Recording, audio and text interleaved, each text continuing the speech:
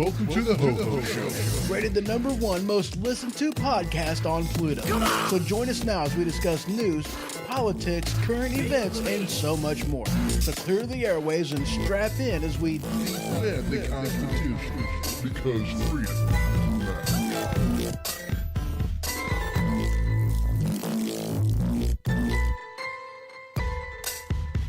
Broadcasting live from the Kaida studio. Welcome to the Ho-Ho Show. And as always, I'm your host, Ho-Ho. So how y'all's doing? I hope you're doing good. I really do, because today we got a lot of stuff to talk about. We really do. We got a lot of things to cover. You know, we're going to be talking about the Biden crime family syndicate. We're going to be talking about Trump and what he needs to do immediately. Actually, he should have done this like a month ago.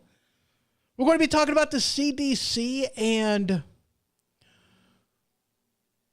what's going to be going on soon with, climate change and whatnot, what they're going to be doing. We're going to be talking about the culture war. Actually, we're going to be starting there. And of course, we're going to be talking about something that Kamala Harris said. And hello, Dave, over there in YouTube land. Good to see you. So let's talk about actually the title of today's show, A Nation in Decline.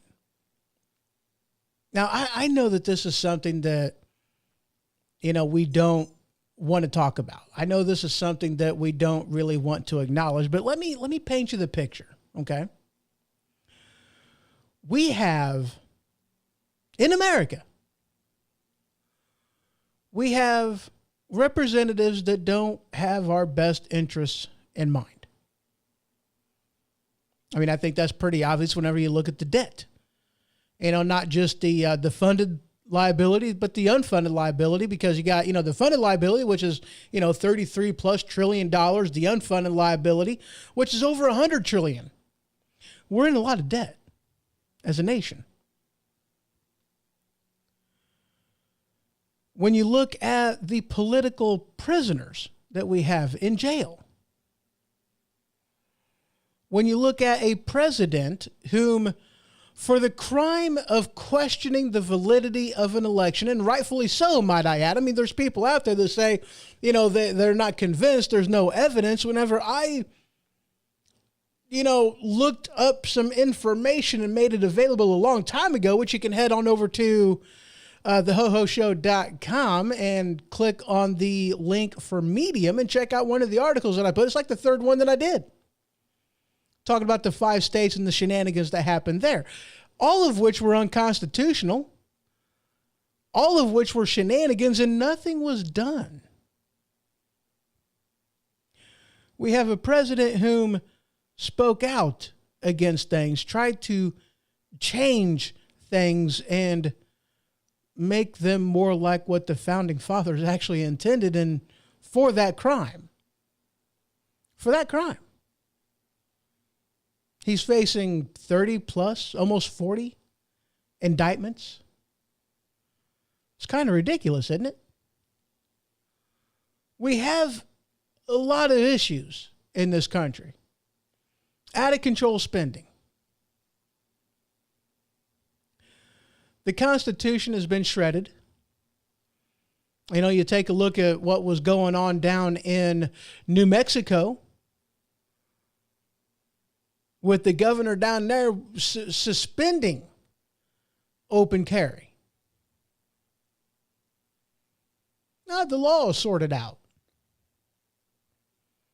They don't seem to understand what shall not be infringed actually means. They ignore our history. They think that freedom of speech is the same as freedom from speech, and that's just not true. Freedom of religion being the same as freedom from religion, and that's just not true. We have a lot of issues in this country. A lot of things going on that if we don't do something about it quick, if we don't take a stand, if we don't do our due diligence and get involved, and like now, then we have a very tough road ahead of us. And we're going to be talking about all those things and more coming up. But what we need to do is get involved in the culture war. That's what we need to do. This is something that, we haven't done very much and very well in the past. We really haven't. We view certain things as sacred, like sports. We don't get involved. But yet, sports is becoming very, very politicized to the point to where, football, we didn't watch it for some time because it was so politicized. This was something that, people on the right considered sacred. It was one of them things that you could talk about. That they say that if you want to have a more civilized conversation, you don't bring up politics, you don't bring up religion, you don't do that. But, as it stands right now, I think that was a dog. But as it stands right now with sports, with everything that was going on, even though, even the NFL says, hey, you can't do this, that, and the other, but they allow this, that, and the other to be done whenever it's in support of, the left agenda items. But yet whenever you want to support the right agenda items, they're like, oh, no, you can't do that. We have to remain, unbiased and apolitical, and, we don't allow that kind of stuff. Wait a second. You allow a pride flag to be put on your helmet, but you don't allow a blue line flag. Both are political. Why do you allow one but not the other? It's biased. We need to fight back where fighting back actually matters. This headline from Washington Examiner is a good example of that. The Gadsden flag incident is exactly why Republicans need to be culture war guys. Exactly. We need to fight back on this kind of thing. We really do. And, it's a good thing that we really have started doing that, though. You look at, with the NFL, whenever they started to go kind of crazy, people did take a stand and do something about it. You have, Bud Light, and they started to take a stand and do something about it. It says something when the number one movie in the nation was a movie starring Jim Caviezel, The Sound of Silence? The Sound of Freedom. Yeah, wow. The Sound of Freedom that outbeat blockbuster movies, and it was an indie movie. They're phenomenal. Why? Because people are starting to take note of what's going on, and they don't like what they see. When the number one song in the nation was a no-name guy who goes by the name of Oliver Anthony, Rich Men North of Richmond, being the number one song. How insane is that? Not a main label, indie, because they grab a hold of the nation. They remind us of who we are and what we stand for. Now, I don't know if you guys remember or even heard of this story that I got up here from the Washington Examiner, the Gadsden flag incident. But this took place down in Colorado Springs, okay? And for those of you that don't know, what happened was a kid went to school and he dared to have a sticker or a patch on his backpack that was the Gadsden flag. And he was chastised for it, and the mom, and thank God the mom was plugged in. Thank God the mom was a patriot. Obviously he's got the Gadsden flag on his, on his backpack, but thank God she was actually, had the intestinal fortitude to stand up for what was right. And she went in there and said, hey, Why are you telling my kid that he's got to take this patch off his backpack? Why are you forcing this upon him? You know, it's okay for you to have this, that, and the other, the pride flag to be put on there and whatnot. But, you know, my son having the Gadsden flag on his backpack, you guys are, you know, telling him that that's not good. And the teacher cited, well, the flag promotes racism. It's a racist flag. And the, you know, and thank God she did. The mom was like, no, it's not. You know, get your facts straight. The Gadsden flag has absolutely nothing to do with racism. You know, just because the Gadsden flag came about and was popular during a time when, yeah, there was slavery, but that's not to say it was a racist flag. It's a flag of the Revolutionary War. It was a flag that grabbed a hold of the philosophy, the attitude of a nation. Something that was common in America, that only an American would grasp the concept. A rattlesnake that wasn't a predator in the truest sense of a predator. It was a snake that basically wanted to be left alone. That doesn't strike just out of malice, unlike them, you know, them killer hornets or whatever them things are, you know, that you know, or a wasp, you know, that just, you know, just will sting somebody for you looked at me wrong. But it was a snake that wanted to be left alone. Don't step on me. I have a rattle that will warn you whenever you're getting too close. And if you actually do step on me, I'm going to bite you. I'm poisonous. You might even die from it. Don't tread on me. Don't restrict my freedom. You better recognize. And that's what it is. That's what the flag is all about. And that's what she told the mother of this child, told the teacher, and the teacher was like, well, we say it stands for racism and you can't have it on there. Mm-hmm. I mean, isn't that sad that a teacher whose job is to educate our children doesn't know enough about history to know that the Gadsden flag, a symbol of the Revolutionary War, that she has no idea what it means. Just goes to show you that the education system has absolutely nothing to do with education and is about indoctrination. It tells you that, you know, they don't care about history. They don't care about truth. What they care about is narrative.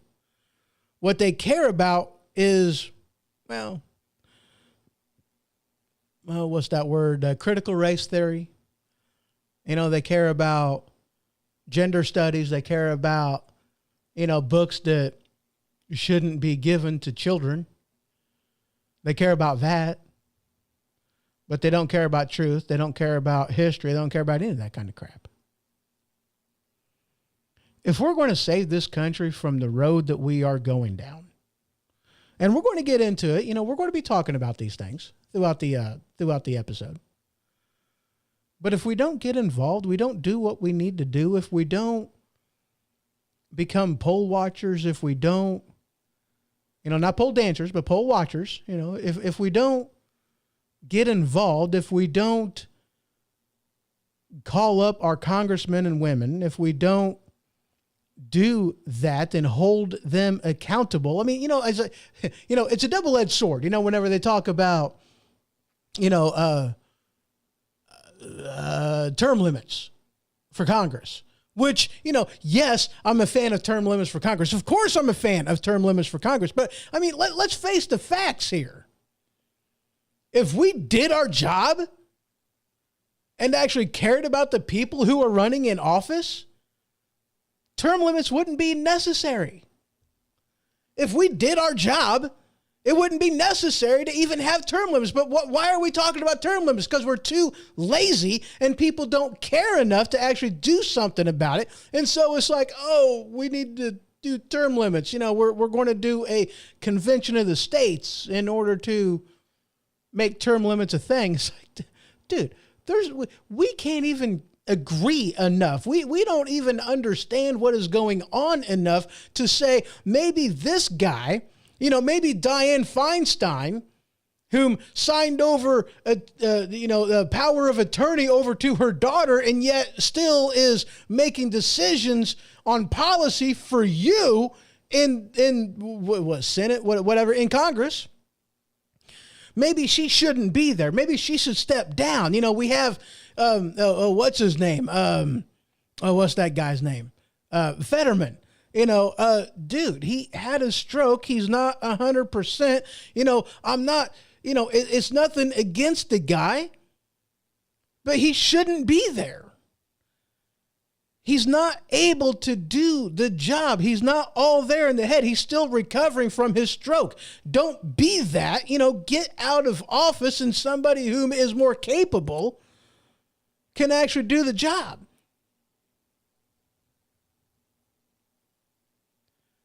You have Mitch McConnell, whom is having issues. I mean, let's face it, the man's having issues. But he's still up there making policy for you. If we actually stayed informed, if we actually did our job and you know, didn't just care about a party, a little letter next to a guy's name, if we actually did our due diligence, having that wouldn't be necessary. And that's not to mention the guy that's actually in the White House right now. And don't get me started on that guy. I mean, he's a joke.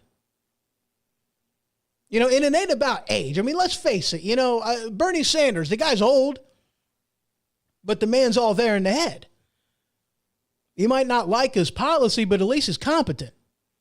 You know, it's him making the decisions. And trust me, I don't like Bernie Sanders' policy, but, you know, I'm not going to say he needs to be removed from office because he's incompetent, that he's not all there. Joe Biden, however, he's not all there. Have you heard the man speak? Have you heard the man give a speech? I mean, good grief, man. They keep making excuses. I mean, you know, oh, he came out wearing a mask, you know, for the Medal of Honor recipient. You know, he took the mask off and he's breathing all over the guy. And as soon as he gets done putting the medal around his neck, he just walks off. He leaves. Gone through the crowd without a mask on. And yet he was so concerned about, you know, COVIDs. Did that make any sense to anybody? Or do you know what most people do, that the man's not all there? I mean, come on.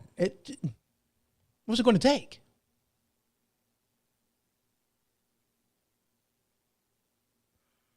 Yeah, Dave put in there and goes, how's Mitch McConnell still on the job?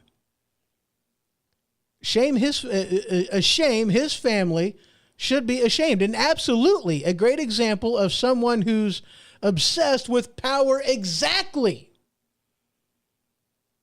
I mean, Dave, I couldn't have said it better myself. I mean, that's what it's all about is, I mean, who wants to be sitting in Congress in their twilight years? I mean, good grief. I mean, most companies force retirement in what? They're, you know, I mean, 65, I think is, you know, the retirement age. I don't know. Don't quote me on that. You know, but in time, most companies out there have forced retirement. You know, they force you to give up the job. You know, they force you out in time. And yeah, Dave said Feinstein should be out. Exactly. She signed over power of attorney to her daughter. Why? Because she doesn't trust herself making those decisions for herself, but yet she's in Washington making decisions on policy for you and me. But yet she's not trusted to do them for herself. And yet she's going to be in office.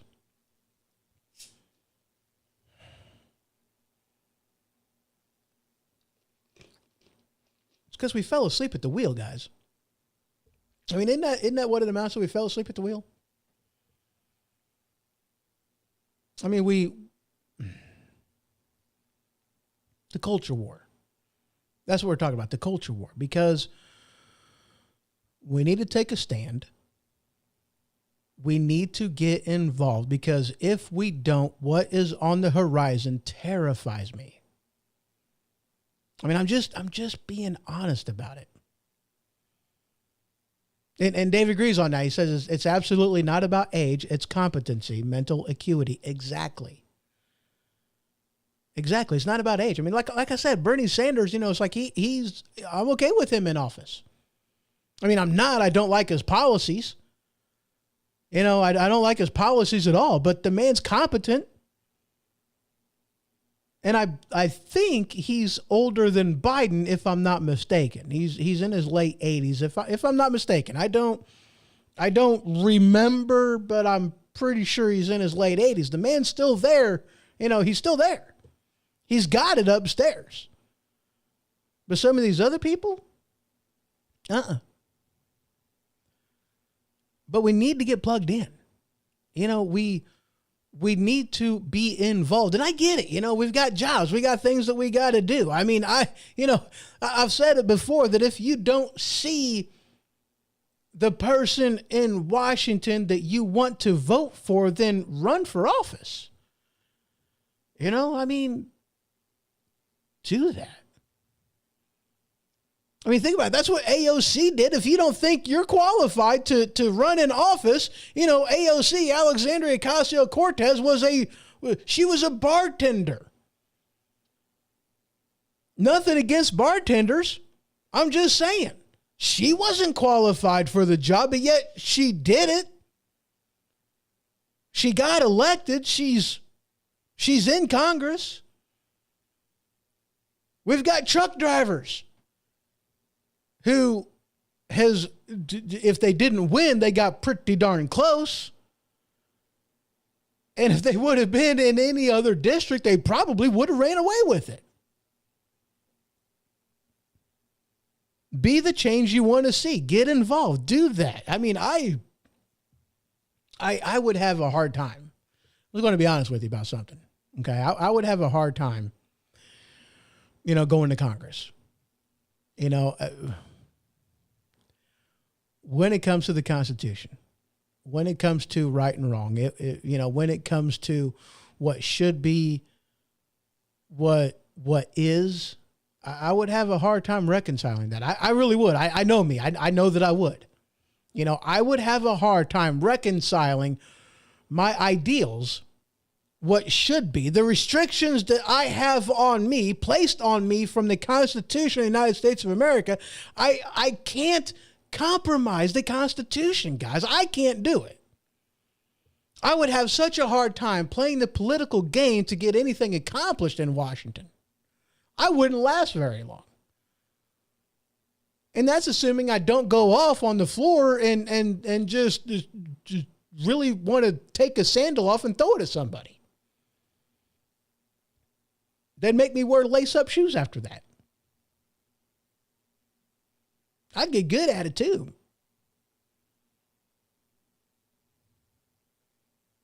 You know what I'm saying? No, we need to get involved. We need to be the change we want to see in Washington. We need to do that, because if we don't, guys, we're going to have some issues. Okay, we're going to have some issues. We've got things on the horizon, things that are coming that may not hit during President Biden's presidency. they'll be hitting during the next administration. And that's only because, the Democrat Party have the levers of power and are going to hold it off until the next administration. That's the only reason why it's going to wait that long.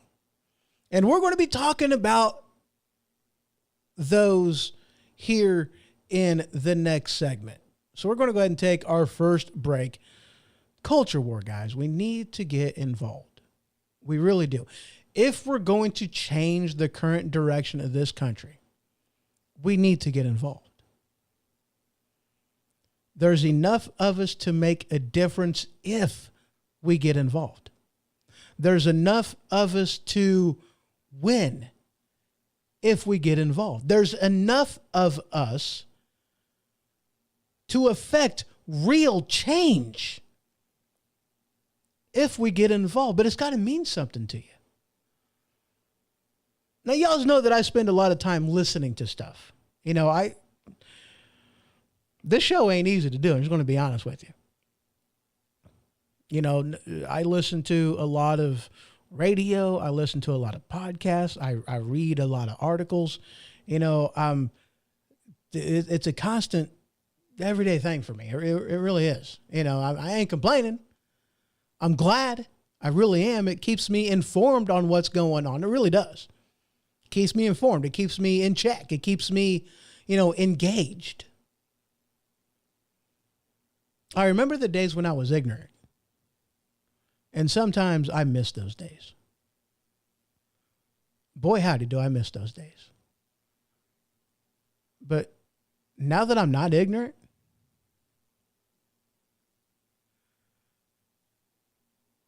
we need to get involved. Dave says, I like what you're saying. True. Thank you. I appreciate that. I do this show for you. I really do. I try to educate. I try to, Dave, you taught me, listening to your podcast a long time ago, ICE.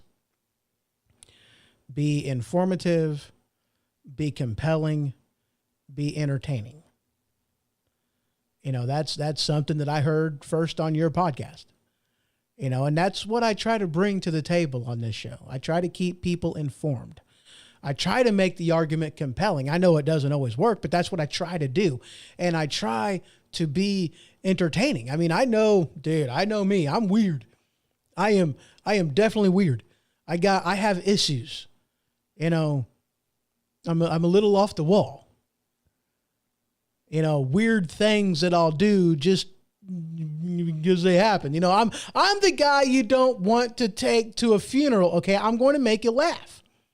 All right. I'm going to say inappropriate things at inappropriate times. Okay. Case in point. All right. When my father passed away from cancer, God bless him. Happened a long time ago, back in 2007, but at the wake. All right.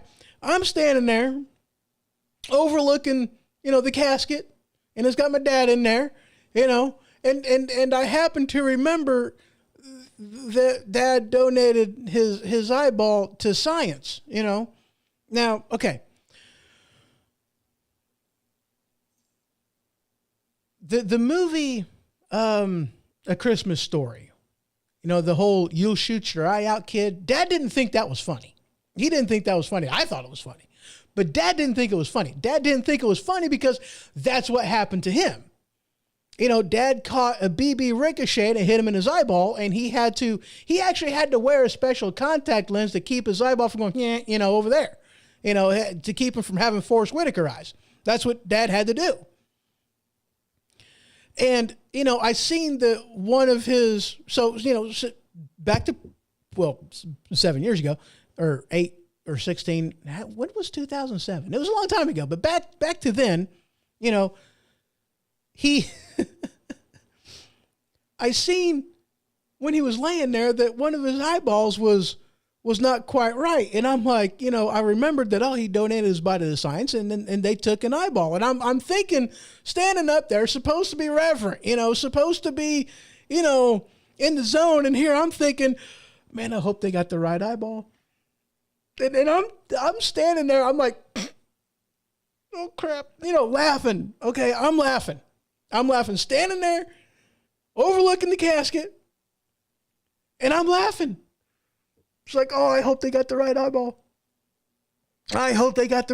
My buddy walks up and he's like, he puts his hand on my shoulder and he knew the story of how dad had to wear the contact lens to keep from having Forrest Whitaker eyes. And I'm like, I pointed down at the casket and I'm like, I hope they got the right eyeball. And he's standing up there. He's like, oh dear Lord. Then we're both standing there laughing and it's like, oh crap, this is bad. You ain't supposed to laugh at a funeral, guys. I'm just telling you, you ain't supposed to do that. It's very bad. People frown on that. I have issues, ladies and gents. That's what I'm telling you. I have issues. All right, guys, so we're going to go ahead and take a quick break. And when I return, we're going to be talking about something that Kamala Harris said that really, oh boy, howdy, did it irritate the snotgrass out of me. And of course, we're going to start getting into going to be talking about Kamala Harris, what she said. We're going to be talking about inflation. Okay, we're going to be talking about inflation. So those are the two topics we're going to be covering in the next segment. So just a couple minutes, and I will be right back.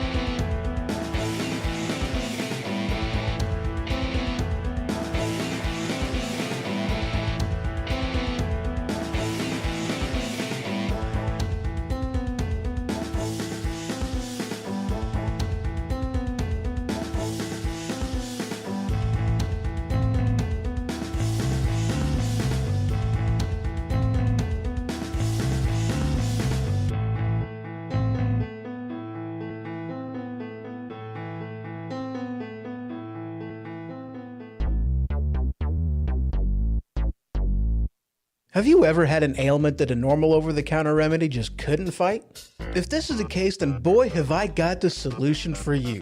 Tussin. That's right, Tussin. Cough? Tussin. Cold? Tussin. Runny nose? Tussin. Itchy watery eyes? Tussin. Broken leg? Tussin. Tussin is the ultimate cure-all, guaranteed to stop anything that ails you. Tussin. Available wherever OTCs are sold. And we are back, and I was reading Dave's comment there. He goes, Forrest Whitaker eyes, and it's there's a song, Betty Davis eyes. You can easily put Forrest Whitaker eyes in there, and that was a song that was playing in my head there right before I unmuted the microphone. Sorry. So I know my last, 2-3 shows has been kind of, angry man syndrome going on. I know it has been,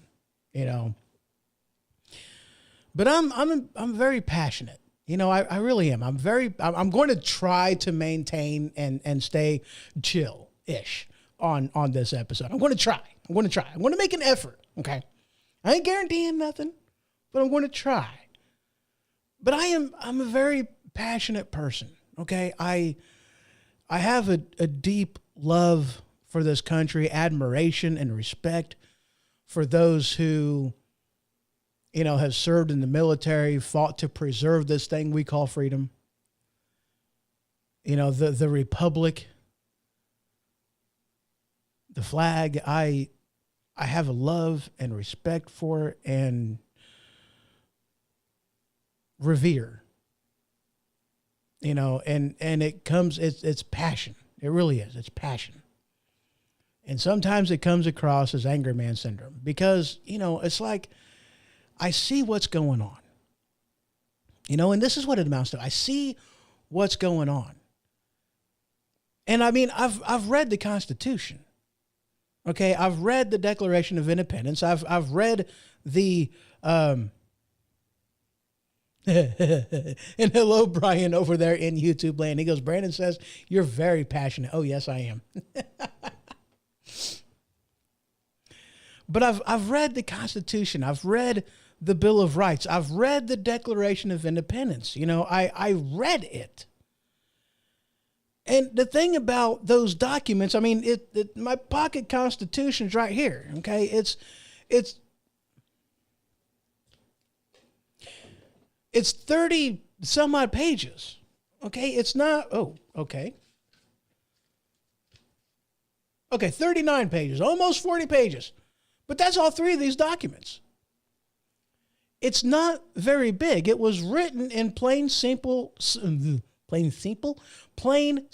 English so that this way, your average everyday person would be able to understand it. It was written in such a way that you didn't need somebody with a law degree or a doctorate in literature to tell you what your freedoms are. Our founding fathers understood that true freedom comes in knowing your freedoms for yourself. If you have to be told what your freedoms are, then do you really have freedoms? If your freedoms are predicated on somebody else telling you you're free, then you don't have freedom. Our founding fathers understood that. That's why they wrote the Constitution the way that they did. So you don't need to be told what your freedoms are. So I read the Constitution. I read the Declaration of Independence. I read the Bill of Rights. I understand what it's saying. And I see, I think I breathed in a fly. I need a spider. Quick, stat, spider. The dog ain't listening. That's going to drive me nuts. I need something. Oh boy. He's up. Oh, come on, man. Oh, I got it. Oh, he's in there. Oh, that's going to drive me nuts. Sorry. All right. I got a napkin. All right. Hold on. Okay. Just a few seconds. I got to do this. Let's do this one. Play a little bit of something. It just won't take me but a minute, but I ain't going to do this on camera. You ain't going to see this.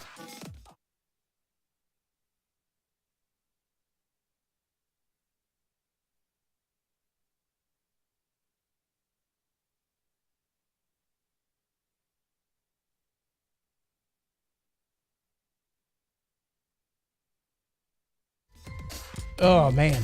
Feel the beat. Yeah. Yes, I had a fly go straight up in my nose while I was breathing in, and the little guy that was, boy howdy.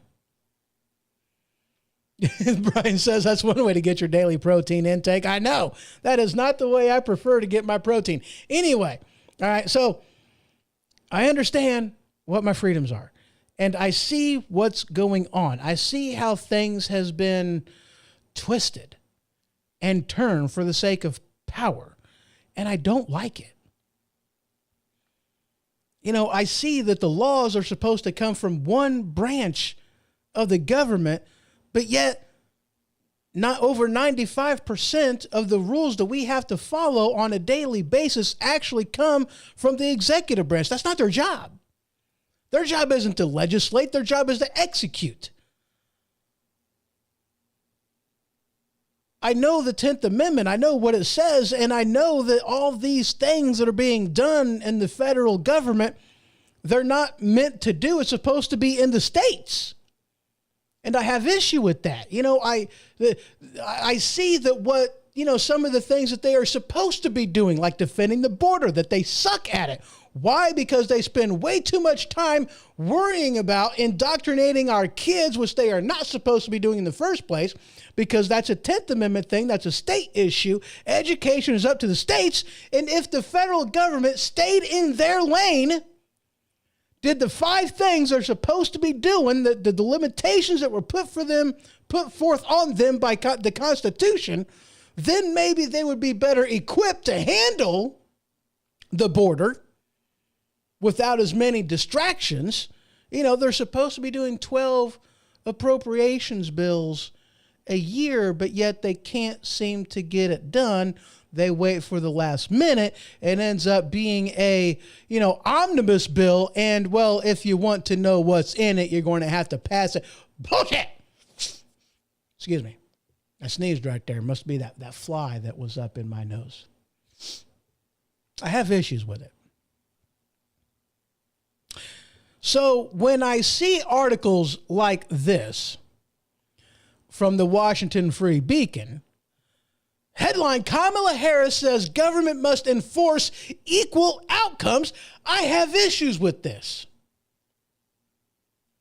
Boy, howdy, do I have issues with it. You see, because equal outcome isn't part of the Constitution. It's not in the Constitution. It's not implied in the Constitution. You want to know what is in the Constitution? Equal rights. Do we have it? No. You don't have equal rights whenever you have a phone call from President Trump where he says, hey, you know, here's money that we're going to give you, but I want you to do me a favor. Look into corruption and what happened with this, because I know I'm not going to be able to get anything done on this side of the pond. So, you know, hopefully you can get something done over there. And, you know, but that was impeachable offense. You know, that was quid pro quo. But yet whenever you have Joe Biden even bragging about it on national TV, if you want this $1 billion, then you're going to have to fire this prosecutor who's investigating Burisma, something that went against policy.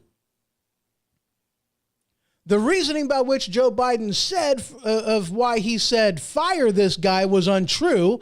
Our government, European government, even acknowledged this fact that no, this guy was actually doing a pretty decent job. You know, he passed the test for not being corrupt, and yet, you know, he did it. But what, you know, did they get somebody whom was not corrupt? No. Instead, they got put in place somebody whom dropped the charges against Burisma and quit investigating it. That is quid pro quo. That is an impeachable offense, because that right there is bribery. So do we have equality under the law? Do we have equal rights? Do we have equal protections? No. Right of the people to keep and bear arms shall not be infringed. And you have people that go in there and want to steal left, right, and center, but yet you stop the guy. You're the one going to prison. You know, I don't know why the tax code is the way it is. I mean, you want to talk about equality. Equal representation under the law, equal rights under the law. Why is it as a middle-aged white male, am I paying one, you know, who makes, you know, middle class, because, you know, the tax code is based off of married, children, and how much money you make. And all kinds of people have to pay different percentages based on all that thing. Is that equality under the law? No, it's not. It's not.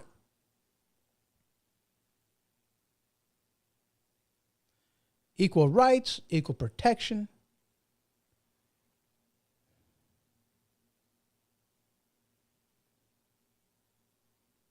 The Constitution does not guarantee equal outcomes All it guarantees is equal opportunity. Only in America can you come over to this country legally as an immigrant, land on Ellis Island, start from nothing,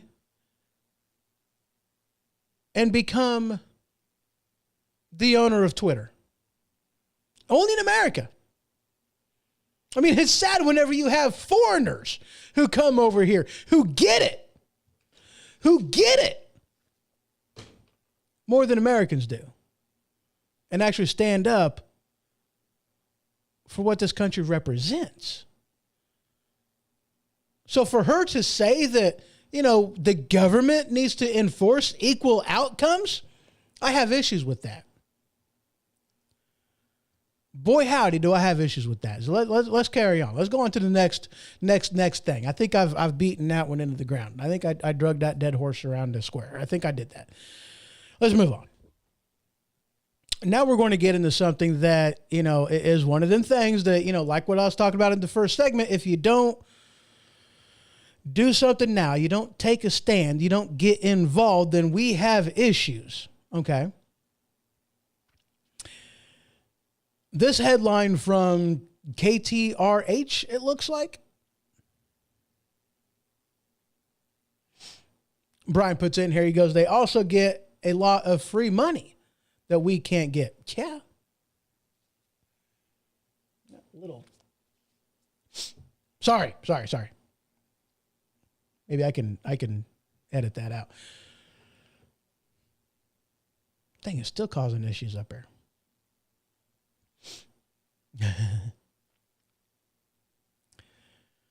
But this headline from KTRH.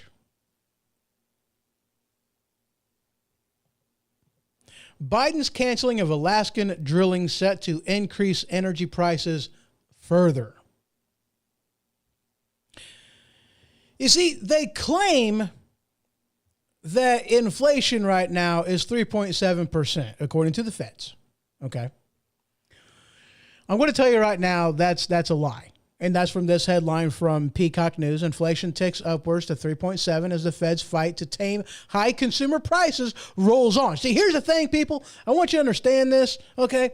All right, this right here is a bottle of Dr. Pepper, all right?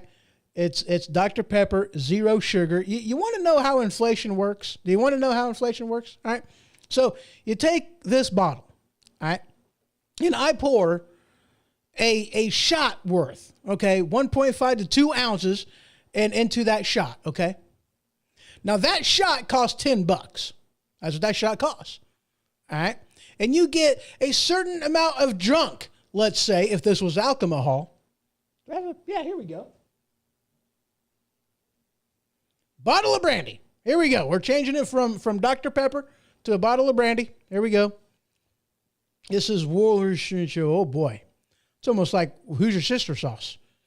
So, brandy, 2 ounce shot glass, and that costs $10. It's been a while since I've been to a bar. I have no idea what shots generally cost. Now, take that 2 ounce shot glass, pour it into let's pour it into an 8 ounce cup. All right. Now fill that cup up with 6 more ounces of water. And now you're going to pour, that mixture of 75% water and 25% alcohol back into that 2 ounce glass, and you're going to charge $10. That's how inflation works, people. That's how inflation works. They also reversed a Trump plan today that made it easier for the companies to install new pipelines. Huh. Really?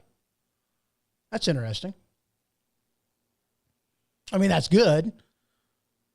But, I mean, if we can't drill, which we have an abundance of oil, and resources here in the United States. If you can't access it,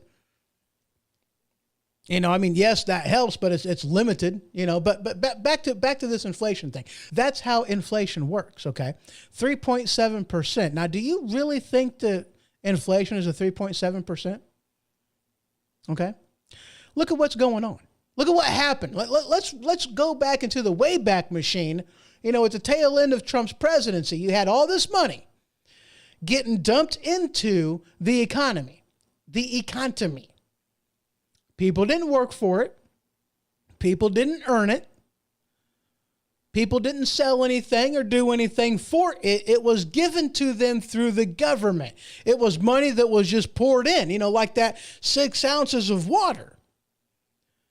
So now you have way more money chasing even fewer items on the shelf because they shut down production in a lot of different places. They shut down a lot. They closed a lot. They forced companies to shut down. So you have, a dwindling supply, a butt ton of money. So you have way more money chasing way fewer goods. That's how inflation happens. That's how inflation happens. Now, back to this article. If you believe that 3.7% is what inflation truly is, then I'm sorry, but let me educate you on something. It's not a real number. Because here's one of the things that they started doing a while back ago is they took out a couple key components when they measure inflation. Two of those things is the cost of energy,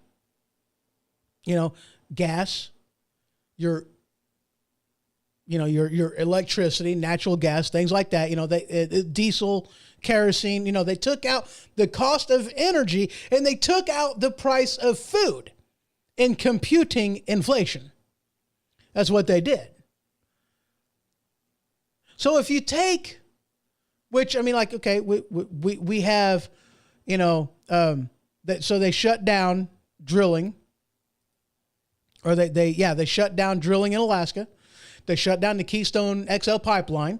They shut down exploration, the land leases, got rid of all that kind of crap, and so we can't produce our own oil, not to mention that the last refinery was built back in, the 70s? Okay? We haven't had a new one built since then, even though we have way much better, technology. Doesn't matter. We can't do drilling at all. But yet we still, buy oil from countries that hate us and say death to America. And they're cutting down production of oil a lot. So you have the demand isn't changing, but yet the supply is going to plummet. What do you think that's going to do to the prices? The law of supply and demand. What do you think that's going to do to prices?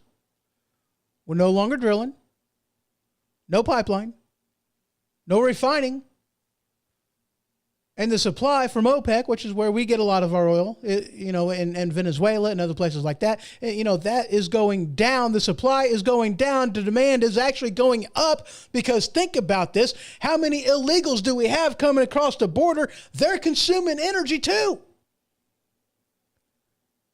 Demand is skyrocketing. Supply is plummeting. What do you think that's going to do to the price of energy?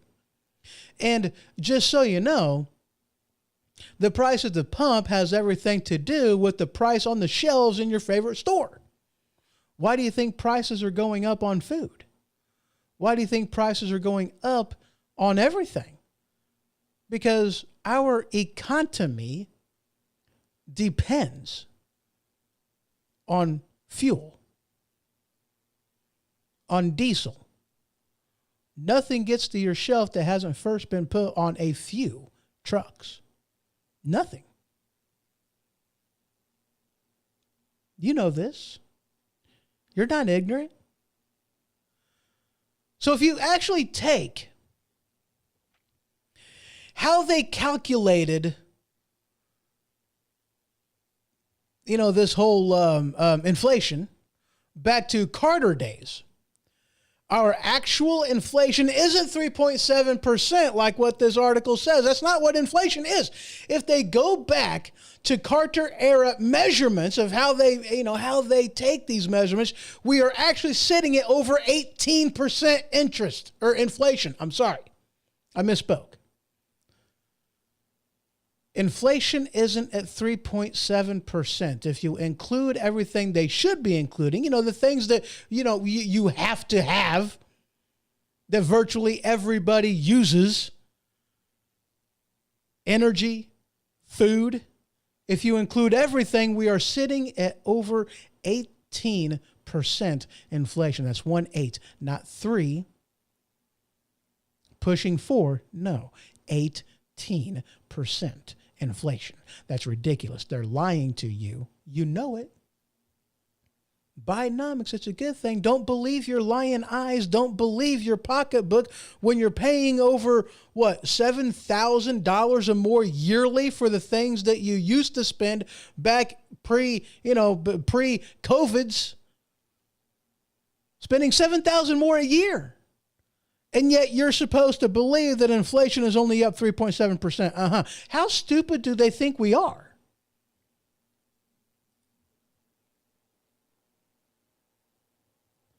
How stupid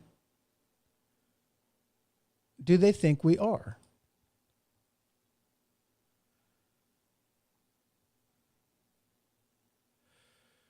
And you also have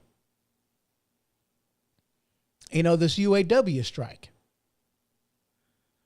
The article that I got on here is from the Chicago Tribune. Unfortunately, you have to subscribe to it and whatnot in order to see it. But, there's the thing right there in the middle. The UAW strike exposes tensions.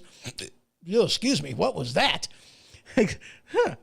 So it exposes tensions between Biden's goal of tackling climate change and supporting unions. That was a hick of something, a hick of grunt, I guess. I mean, it wasn't quite a hick of burp. I've done that. That wasn't a hick of burp. That was a hick of, man. But what do you think this strike is going to do across all, 3 major car makers? What do you think that's going to do to prices of all vehicles here in the States? What do you think that's going to do? Not granted, okay. It's true that there's more than just, Ford and Chrysler and, whomever that makes vehicles here. There's more than just the 3 big ones, but isn't it kind of interesting how every foreign car manufacturer that has factories here in the States, isn't it interesting that every single one of them is in a right to work state and not in places like Michigan, where it's union? Why do you think that is? Toyota, BMW. They're not in union states. They're in right to work states. Why do you think that is? So what do you think this strike is going to do to the prices of new vehicles? Well, it's going to make them go up. Because again, it's supply and demand. If you have people that are wanting to buy a new vehicle that have the money to be able to do it, assuming that they have the money to do it, and they go and get a vehicle, well, you have the demand that's there, but the supply is not. And now, yes, you have other manufacturers here in the States, but yet if, it's kind of like this, okay? Let's say you have, okay, you got the 3 main, meats, okay? You got poultry, you got beef, you got fish. Okay, so let's say they remove beef from the shelves entirely. Now, does that mean that people who used to eat beef just are no longer eating at all? Or do you think they're going to shift their eating habits over to poultry or fish? Well, duh, they're going to shift to poultry or fish. Now, if they're doing that, what do you think is going to happen to the supply of poultry and fish? Well, it's going to go down because the demand went up. That means prices are going to go up. Supply and demand. Simple economics. This is something that should be taught in school. I don't know if it is or not. I mean, it was back in my day, but even still, they didn't really do a good job at explaining it, or at least I don't remember understanding it back whenever I was in school. I understand it now. Now that I'm in the real world and I have to deal with that kind of crap and it actually affects me. And, I'm not living under socialism where it no longer matters and my parents or the federal government isn't paying my bill. I pay my bills. So this is something that means a little something, something to me. As I'm sure it does you. Inflation is over 18%. We had the cost of energy about ready to go up a lot. If you think it's bad now, it's about to get so much worse. We have the price of vehicles about ready to go up. If you think it's bad now, it's going to get worse. Just saying. I know it may not be the best of news. It may not be something that you want to hear, but you know what? Just being honest with you. Just being honest with you. And let me look at this. Let me go ahead and get to this before I slide into the next couple things. We got this article from okay. I got a few different articles I want to touch base on right quick. And this is something that I want you to. My nose is driving me nuts, people. I apologize. I know that's definitely uncouth. Uncouth. Is that even a word? I don't know. Some articles that I want, to talk about before I go on break. We're going to cover these right quick. This headline from the New York Post. CIA tried to pay off analysts to bury findings that the COVID lab leak was likely. A whistleblower said that. I hate how they write articles. Now, let me paraphrase that instead of reading that stinking thing. So a whistleblower said that the CIA paid off scientists to say that it was not a lab leak at the Wuhan lab in China, that it was, that the virus just magically jumped from animals to humans. That's what happened. That they were actively lying to the American people. Squash the information. This headline from, okay. Let's get that off the screen. So they know the whole thing is a lie. Okay. Of where the thing came from. Now, look, I can tell you what probably happened. A very likely scenario as far as what actually happened. Okay. But let's just say for the sake of argument, it doesn't really matter. Okay. We did some things that we're not supposed to do. It kind of backfired. And oh crap. But that's as bad as that is. That's not where my issue with this lies. I mean, granted, that's bad. That's an issue. Don't get me wrong. But here's what I'm referring to. And that's with all the lockdowns and the crap that they did. That's where my issue was. Removing freedom, saying that it was okay to protest, but you can't go to church. Saying that you can go to Walmart, but you can't go to Ron's Hardware. Saying that you can be in a boat, saying that you can be in a vehicle with your family going to wherever you need to do, going to Walmart, but you can't be in a boat by yourself in the middle, definitely social distancing away from people. You can't do that. They arrested a guy that was by himself on the beach surfing in the ocean. They arrested that guy. Did it make sense? No. That's how we knew the whole thing was political. And now the facts are out. The facts are out. You can research these things yourself. The N95 masks did nothing. There is no data that says that the masks had any effect on the spread of the COVID virus. I did a nice demonstration a while back ago on the show at one point in time. Don't remember, which episode it was. It was back in the beginning, and I was laughing about the N95 masks being effective. I was laughing about it. Common sense is like, okay, let's put this into perspective, okay? You have an N95 mask, okay? You have a bandana. You have a freaking face panties on your face, a face diaper, okay? If I fart, I can still smell it through my face diaper, okay? But yet it's going to stop. No, let me take this a different direction, okay? Have you ever seen what people wear in a level, what did it escape from? A level 1 biolab is what the COVID's escaped from. Now we're talking, have you seen the movie Outbreak? Okay, let me pull this up real quick. For those of you that are listening over there on Spreaker or other podcasts, I do apologize. Outbreak movie. Okay, let's look at some images. Okay, images. All right, here we go, guys. Now,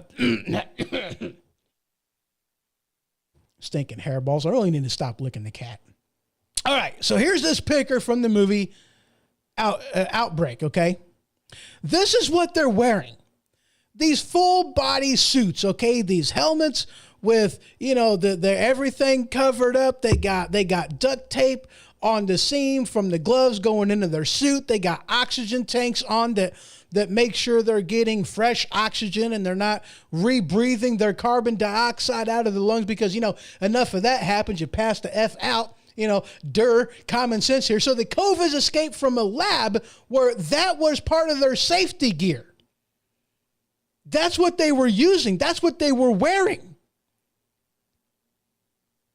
And yet, an N95 mask, a bandana, where nobody was wearing right. I mean, good grief. Even the Karens out there couldn't wear the damn thing right. None of them were using it properly. Supposed to change it out within every 20 minutes because your breath puts enough vapor on there that it no longer does its job. And people are touching them and then touching their face. And it wasn't working. Those things degrade the effectiveness of the mask, and yet nobody seemed to care. So that big old suit that they're wearing in this movie, it escaped from a lab where that was the PPE, and yet the face diaper, the N95 mask, is going to save your life.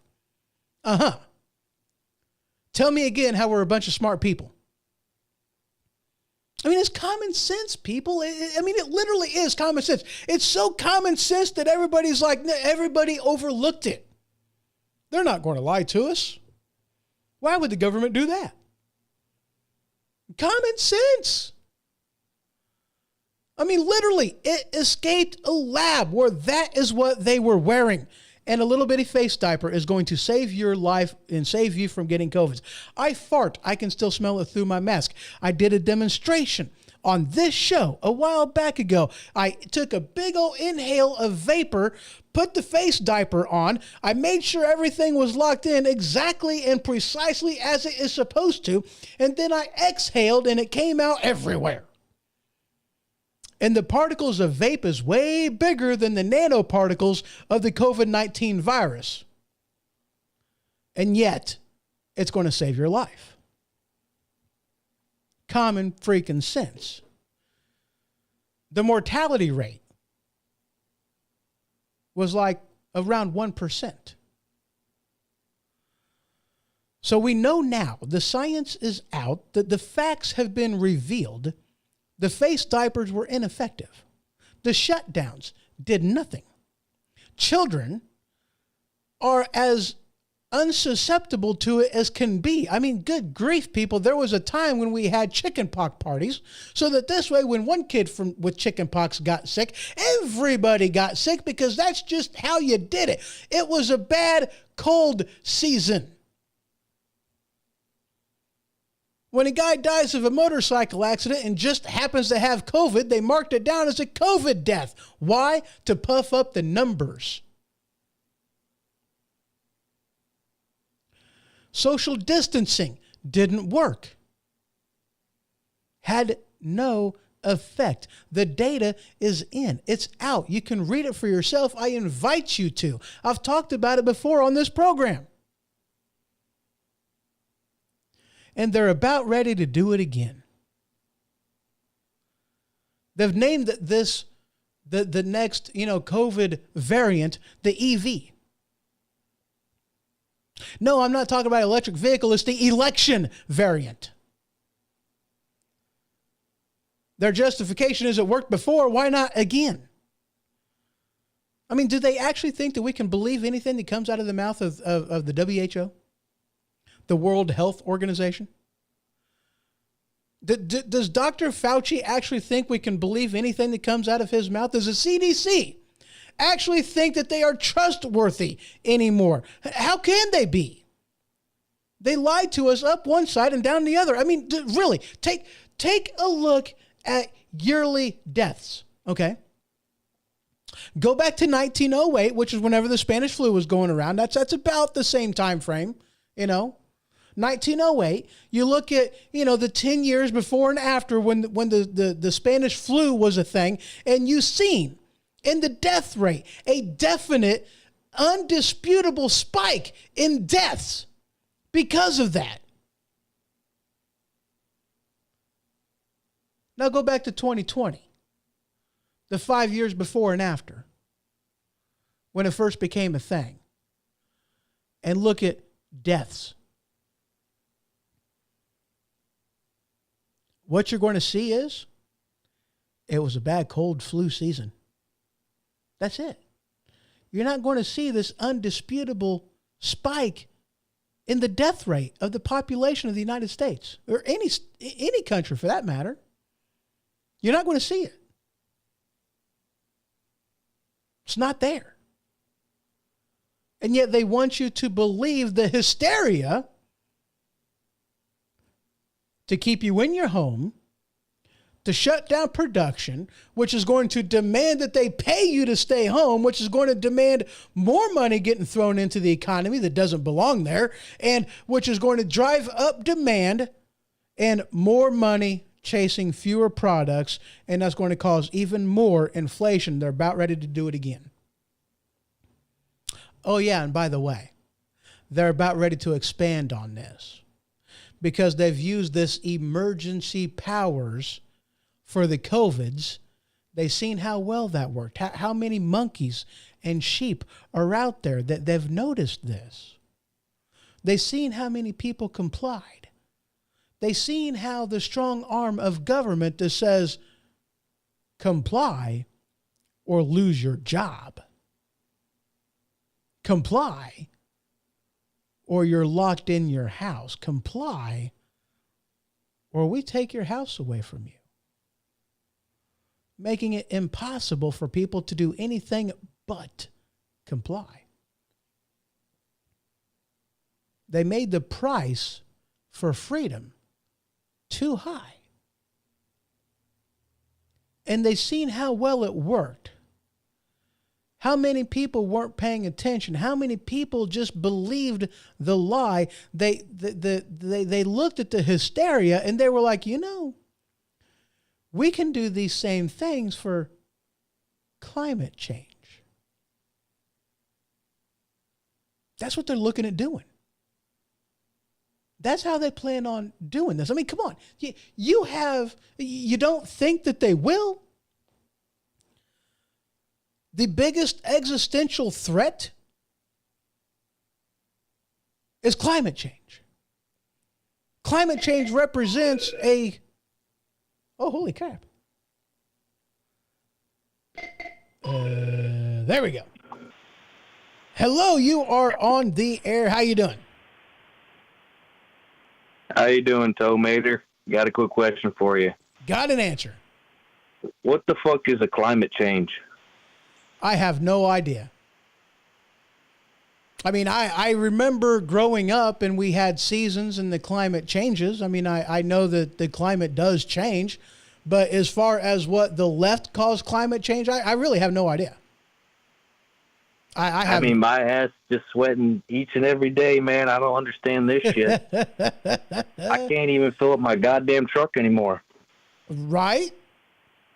But I mean, that's crazy. I had a buddy of mine's boy ask me, or, he believed in climate change.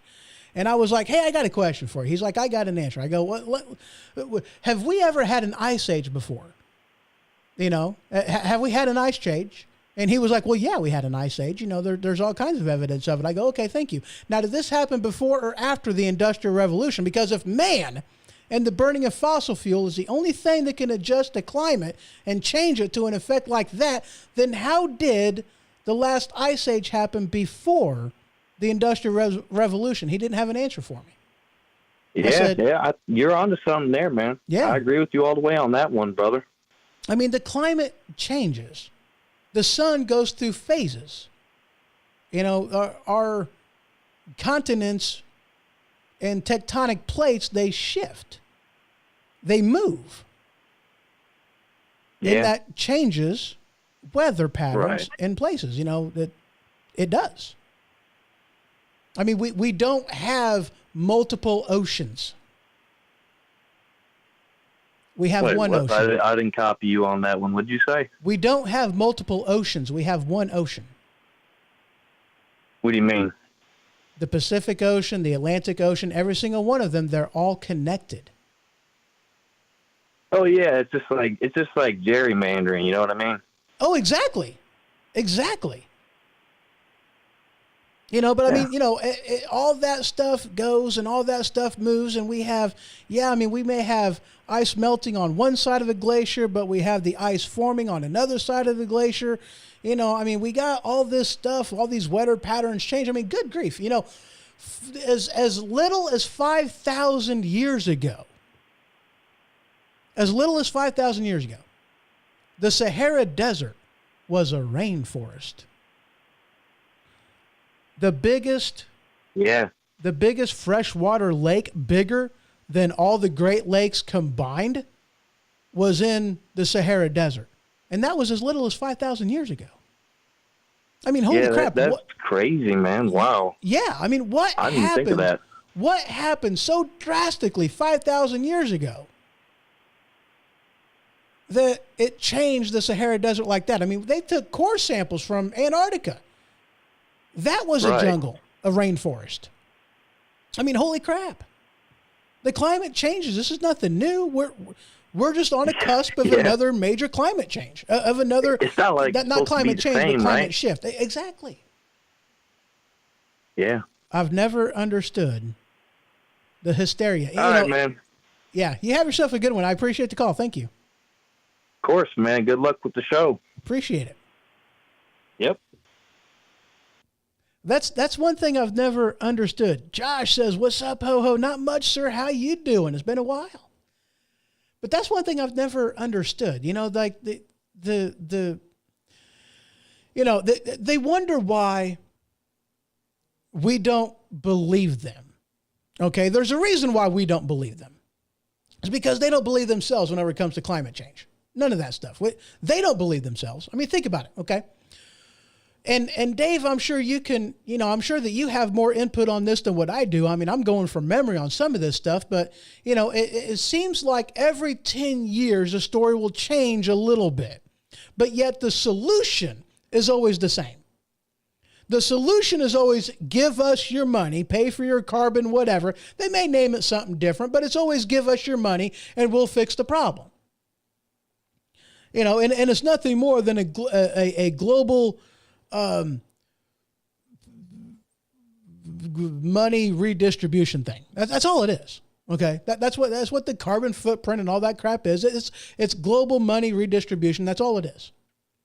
But there was, acid rain, we're going to be dead in 10 years. There was, global warming, we're going to be dead in 10 years. There's global cooling, we're going to be dead in 10 years. There's climate change, we're going to be dead in 10 years. And every 10 years, the story changed.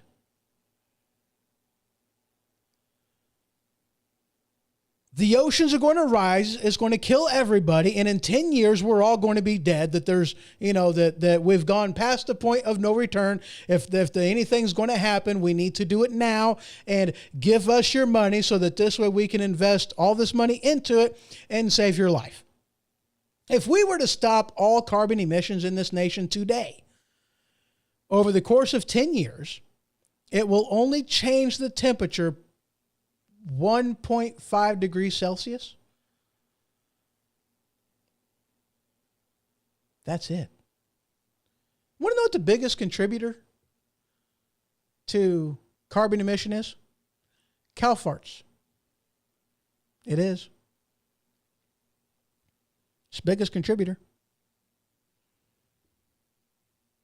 And we're not even the biggest contributor. We actually do really, really good whenever it comes to our emissions. With our research and development, with all the regulations that we have, we are very, very nice to our environment. Our drilling, our pipelines, our everything is really, really good. We do way better than any other nation out there, but yet somehow we're the evil people that can't do any of it, and instead they want it to be done over in Afghanistan. As if they're nicer to the environment than what we are, and no, we're way nicer to the environment. Really, drilling's drilling, man. Burning fossil fuel is burning fossil fuel. If you believe it's bad, you believe it's bad. They want us to give us gas, but they're not willing to give up plastic, and they're not willing to give up makeup and any of that kind of crap anyway. Yeah, it's a joke. The bottom line is it's about control. Because that's what they figured out they can do. They can scare you into compliance, so you will give up your freedom for a false sense of security. One wise man once said, one wiser than me said that, I think it might have been Benjamin Franklin, if you give up your freedom for security, you will lose both and deserve neither. I might have misquoted that, but the meaning's the same. They're going to use that to change everything. You don't think they will? I mean, what have they done recently? What has the Biden administration done recently? What have they outlawed? What have they tried to ban to keep you from buying a gas stove?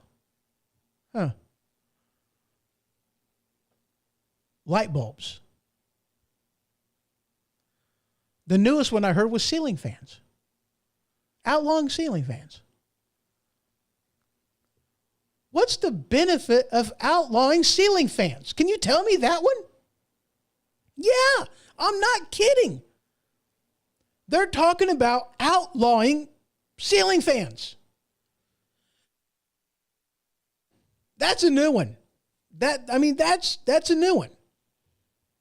Ladies and gentlemen, it's about control.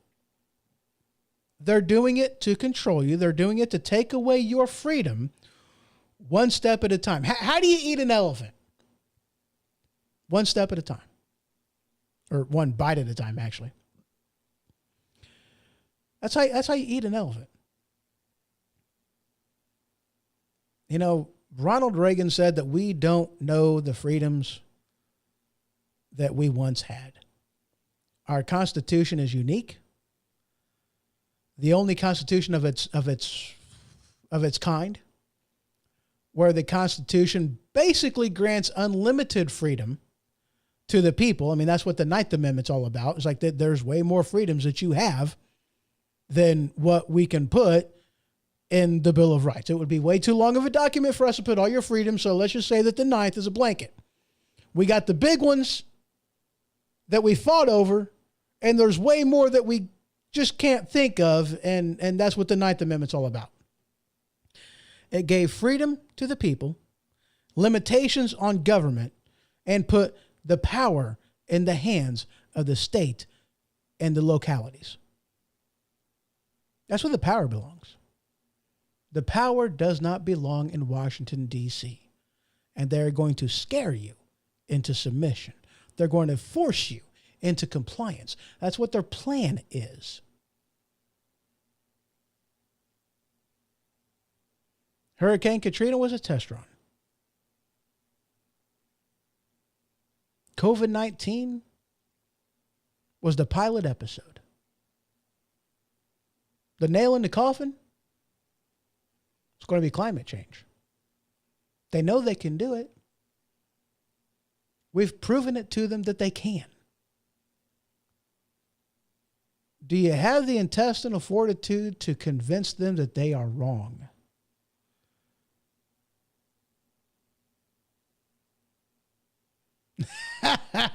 AOC should wear that to the next Met Gala. That is hilarious. Oh, that's good, Dave. I like that. Yeah, that's funny. That's funny. But yeah, I mean, that's what's going on. All right, guys, we're going to go ahead and take another quick break. And when I return, we are going to get into the crux of today's show. We're going to be talking a little bit about Trump and talking about what he needs to do right now in order to minimize issues. Let's put it that way. And then, of course, we're going to be finishing up the episode by talking about the Biden crime family. So just a couple of moments. I'll be right back.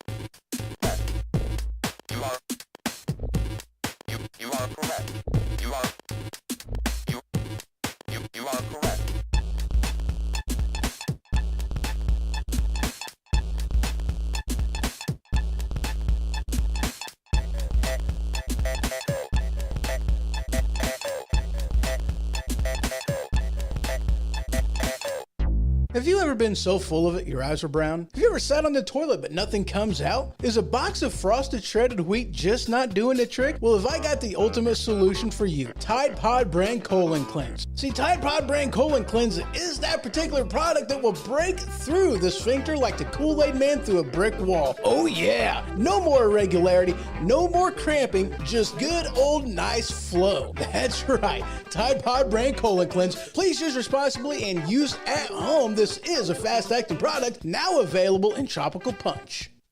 All right, and we are back. Last segment of the show, and boy howdy is this one going to be a doozy. Now look, if you head on over to thehohoshow.com, just click on that newsfeed tab. There under today's date, which is, right now the top one, 9/16/2023, you will see my magazine on Flipboard, which is my go-to hub for all the news articles that I do. I don't send out newsletters on every show with the articles. I feel it's better for people whom catch the show at a later date, that want to go back and listen to them, that they have access to it right here and now, available over on the website. That's why I put that over there. And I've got like 38 stories in this magazine for today's episode. Of course, not all of them are going to be talking about on the show. A lot of them are just to give small different nuances and to help me out in my mind flow of consciousness during the show. Sometimes it doesn't work. But there's a lot of articles in here that paint a pretty clear picture as to what's going on. Now, of course, we're going to be talking about Trump first, okay? And this headline from, of course, it was an article that, you got to subscribe to, and I did not, from the National Review. But the headline, which is right there, you can see on the left, it says, the Supreme Court will need to settle Trump's qualification. It should do so as soon as possible. This is a thought that I had quite a while ago. It really is. Okay, this is something that I thought like a month ago and that he needed to do back then, because if he waits until basically mail-in voting starts to take place and everything else before he, takes it to the Supreme Court, sues all these various states that are threatening to remove Trump from office because they claim that, the 14th Amendment says that they can, which, before we go any further, let's say, no, it does not. Okay.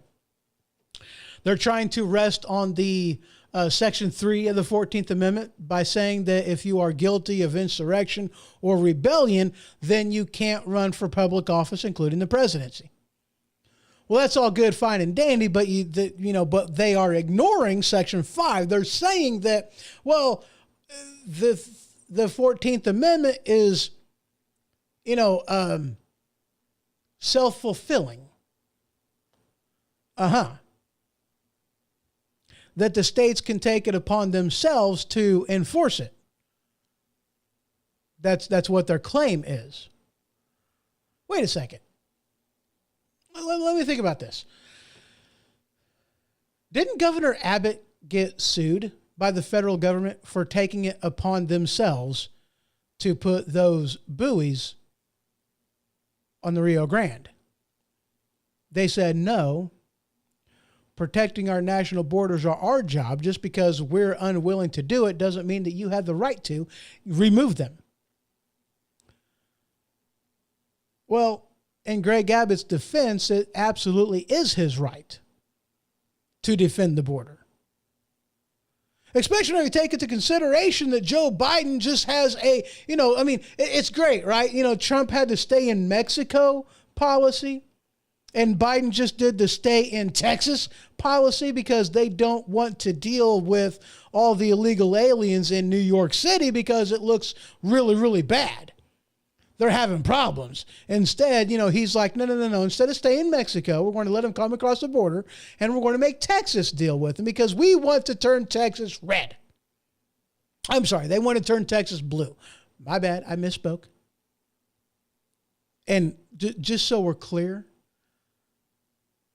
that's the whole point of these illegal aliens. To move them across the country to states that they want to flip, so that this way it will be impossible to elect another Republican for any office, especially the presidency. That's what their plan is. And they're going to use, Department of Urban Development.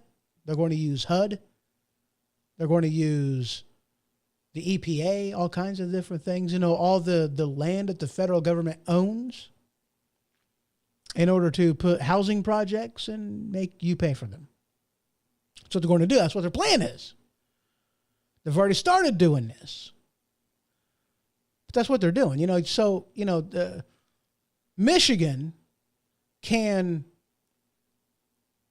enforced the 14th Amendment, unconstitutionally so, might I add, and we'll get into that here next. But yet, Greg Abbott can't defend the border of Texas against illegal immigration from Mexico. But again, though, here's the thing, though, that they're using Section 3 of the 14th Amendment of no rebellion or treason or insurrection, and yet they're ignoring the 5th. Now, here's the thing. See, in this country, we have such a thing called innocent until proven guilty.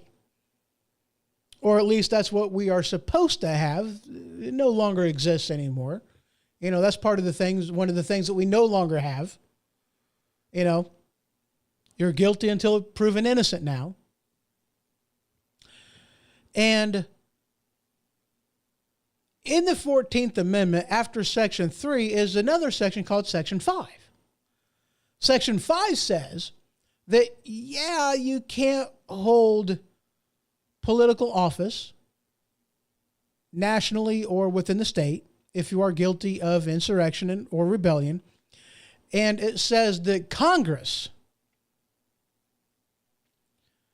will enforce this. Now, before you say, well, Congress didn't do their job, so it's up to us to do it.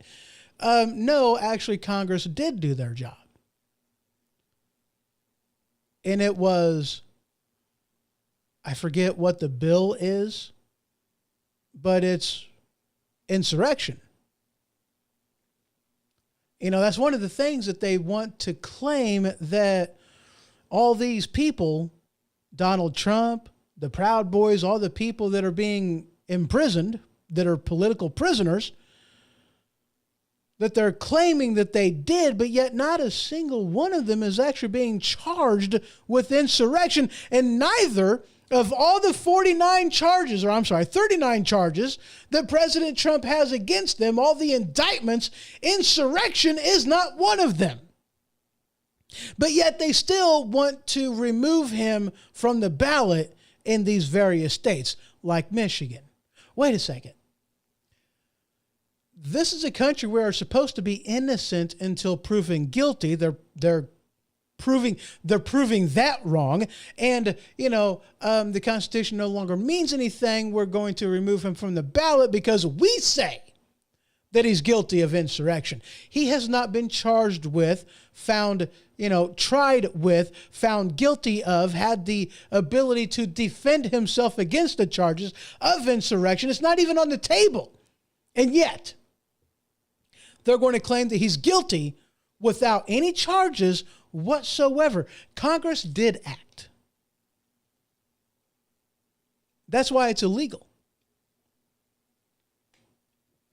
President Trump is not even being charged with treason. Nobody. I'm sorry, not treason, insurrection.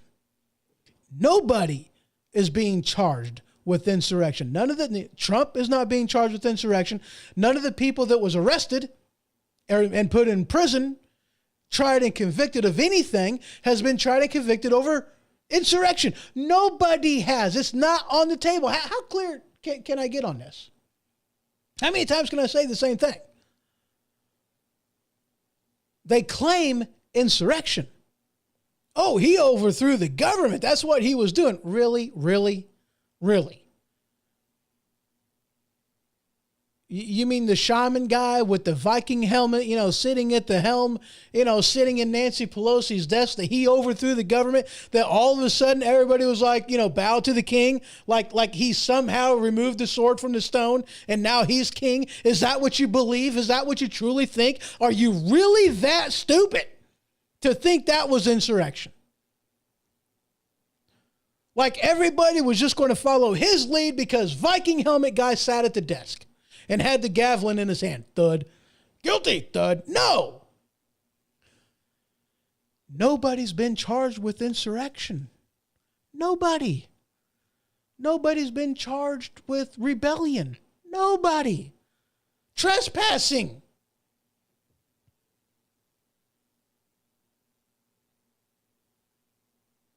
Dave put in there and goes, my point of view is to respect the planet as much as possible without acting hysterical. And I completely agree with you on that, Dave. I really do. I talked with somebody. No, we'll talk about that here in a moment. Let me talk about, this whole thing first. So that's what they're talking about. Okay. Insurrection, removing him from the ballot. And here's the thing, guys. If he waits until the mail-in ballots start, if he waits until, he loses the election and his name is removed from the ballots in these various states, if he waits until then, it's going to be too late. He needs to put this up. He needs to sue. He needs to put a stop to it now, because it needs to be done as soon as possible. He needed to do this as soon as they started talking about removing his name from the ballot. He needed to take this to the Supreme Court right then and there. That's what he needed to do. If he waits, it will be too late. Okay? It will be too late. Period. End of story. So Dave puts in here, he goes, my point of view is to respect the planet as much as possible without acting hysterical. And, I definitely agree with you. I really do. Now, you live in New York. Not to throw your business out there, I apologize. I used to go up to Canada a lot, okay? And I know this was a thing in various places, where they had the whole, paper straws. Okay. Up in Canada, it's all about them paper straws. All right. And let me give you a little bit of stuff here. Okay. I'm all about saving the planet too. I want to be respectful with what God has entrusted me to protect. Okay, I have dominion over all of this, the plants, the animal, the earth, and everything, and I need to be a good steward of that. So I'm all about it. I really am. Dave Pacini goes, I use my ceiling fan to blow away my cow farts. That is hilarious. Oh, that is funny. I like that. That's funny. That's funny.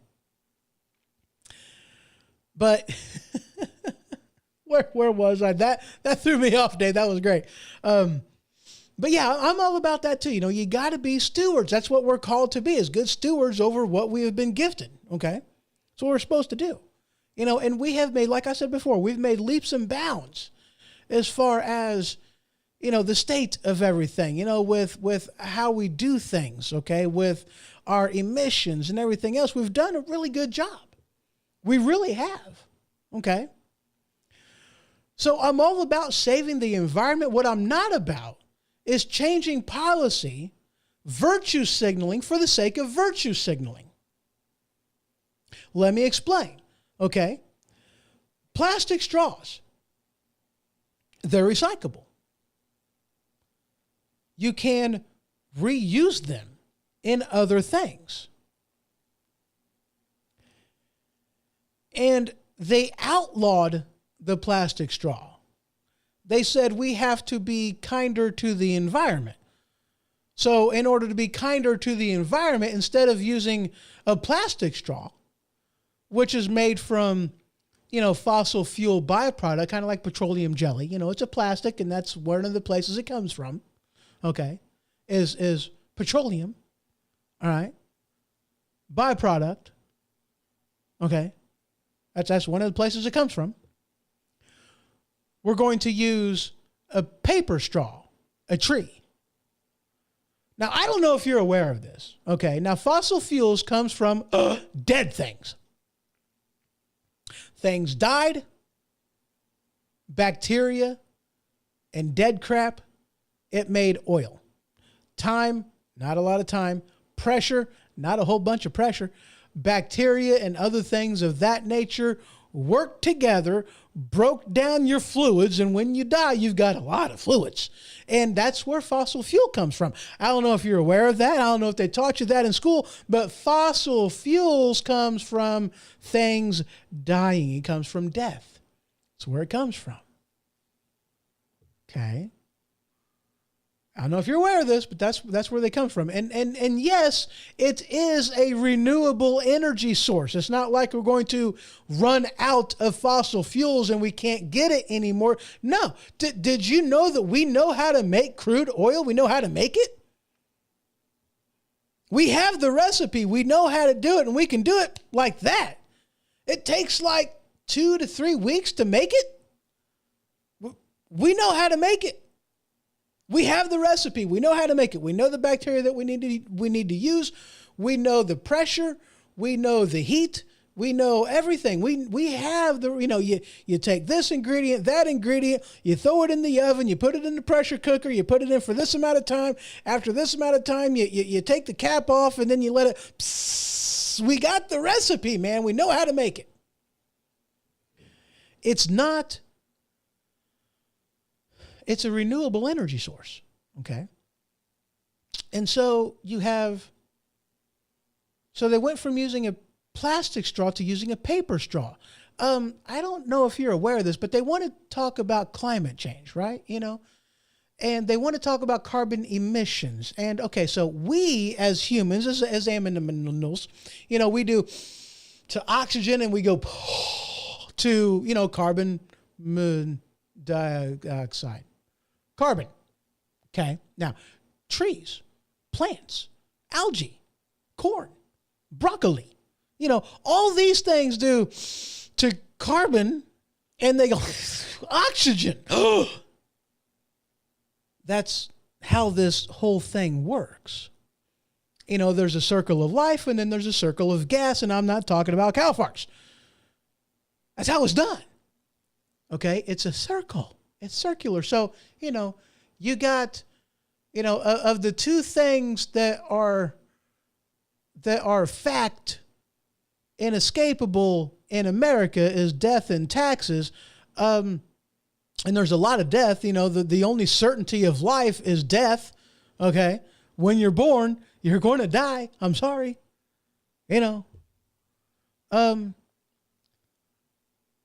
So fossil fuels comes from death. You cut down all the trees, you're also going to cut down the source of your oxygen. And that's bad. Okay. I don't know if you're aware of this, but that's bad. Okay, now, and here's the other thing. These paper straws, they're non-recyclable. You use them and then they're done. You can't use them anymore. They get thrown away. Okay, kind of like the big wind turbines, from the wind fans that they crop up everywhere. None of that crap is recyclable. Okay, once it gets used and to its extent, then they got to go into a big old pit. They throw it away. It's not recyclable. Okay, so they're cutting down a tree, something that makes the oxygen that we need to breathe. And, as to where a plastic straw is recyclable, a paper straw is not. Okay, so we've established that. So, and then, now I don't know if you're aware of this, but paper straws, if you've ever used them, taste like crap. You may have a couple, like maybe 10, not even that, probably like 5 ounces worth of liquid that can go through a paper straw before that coating that they put on the inside of the straw kind of breaks down. And then you really have that bad paper flavor that comes through. Okay. Now, that coating that they put on them straws is poisonous. Did you know that? Did you know? Am I educating you? Yeah, it's poisonous. It has very negative consequences to using them. They are bad for you. So let's recap. Okay. You have a plastic straw that comes from death. We have the recipe. We can remake oil. That's where plastic comes from. And it is recyclable. So once you use it, you can reprocess it and use it again. Wow. And then you have a paper straw that's made out of wood that, they're supposed to be pro-environment. Yeah. You see, here's the thing, guys. Okay. I'm about a meat eater. All right. I'm a vegetarian in the sense that I eat animals that eat grass, that eat vegetables. Okay. So I am saving the planet by killing things that eat vegetation so that increases the amount of oxygen we have to decrease the carbon footprint of everything. I'm doing something for the environment. What are you doing? As a vegetarian, well, you're letting the cows and the this and the that and everything else live, which is costing more carbon with cow farts and everything else. And you're eating the things that we need to breathe, that create the things that we need to breathe. Who's better for the environment, me or you? Anyway.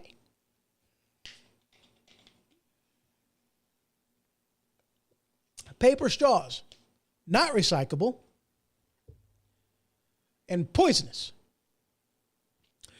And I was asking a buddy, a guy I know, not a buddy, more of an acquaintance. I'm like, so are you, knowing now what you know, are you pro or are you against paper straws? He goes, oh, well, I'm still for paper straws. I'm like, why? It's virtue signaling for the sake of virtue signaling. It has the exact opposite effect on the environment that you claim you revere so much that you're trying to protect. Why can you be, knowing now the truth, how can you be pro paper straw and against plastic straws? How? It's virtue signaling for the sake of virtue signaling. You are in actuality against what you claim to be for. How? Went on a side note. I apologize, but hey, we need to know, right? We need to know. It's all about edification. Our founding fathers, here we go. I can bring it back to the Constitution and defend the Constitution. That's what we're about here. Our founding fathers I can speak, really, I can. English, do you speak it? Nope. Our founding fathers believed not in banning things. It didn't believe in the government intervention and restricting anything. Is what it believed in was edification, not just saying no and being a nanny state. That's what our founding fathers actually believed in. Edification. Not the overreach of government, but education. Educate why somebody shouldn't do this. Don't. Are you talking crap down there? That's what our founding fathers believed in. It's what I believe in. Okay. The last thing we had to talk about today, holy crap, we are running out of time. It's all right. So I'm sure that y'all have heard about and know about all the crap going on with the Biden family syndicate. Okay. I'm sure y'all know, and I hope you do. I really do. Okay. Because there really is a lot to unpack, a lot to talk about. There really is. Okay. Let me first inform you that they have opened up an inquiry to the articles of impeachment against Joe. Okay. And wouldn't you have it that, wait, no. Let me go back. There was a lawsuit. No. Let me go back. Well, we already talked about the phone call from Trump, which is something that he got impeached for. The perfect phone call with Ukraine, and then the pay for play, the bribery, the quid pro quo, the actual quid pro quo that was regarding Ukraine. A prosecutor that was investigating Burisma, which was the same company that, Hunter Biden worked for, which coincidentally, did you know that there is evidence, proof, financial records, emails that was, thankfully that from the Hunter Biden laptop from hell that the crackhead left, that said, hey, correspondence from the Burisma people. Brian says, don't tilt your head down. You got one hell of a bald spot. Well, it happens. Oh, yeah, look at that. There's probably one back there further, too. Anyway.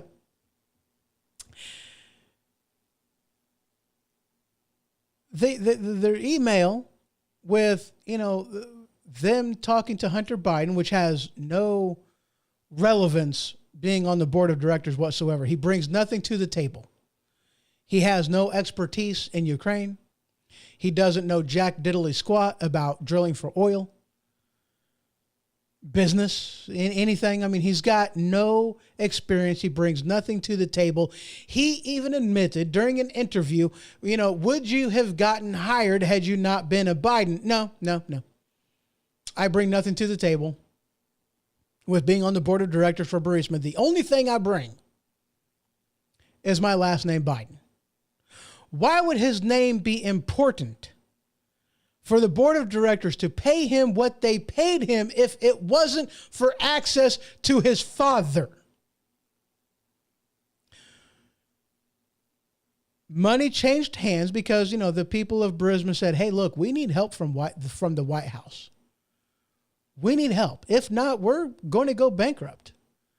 This business is going to go under. We need the White House. Why are we paying you so much money if you don't come through with us, then, for us, if you don't come through for us, then, we're going to be bankrupt.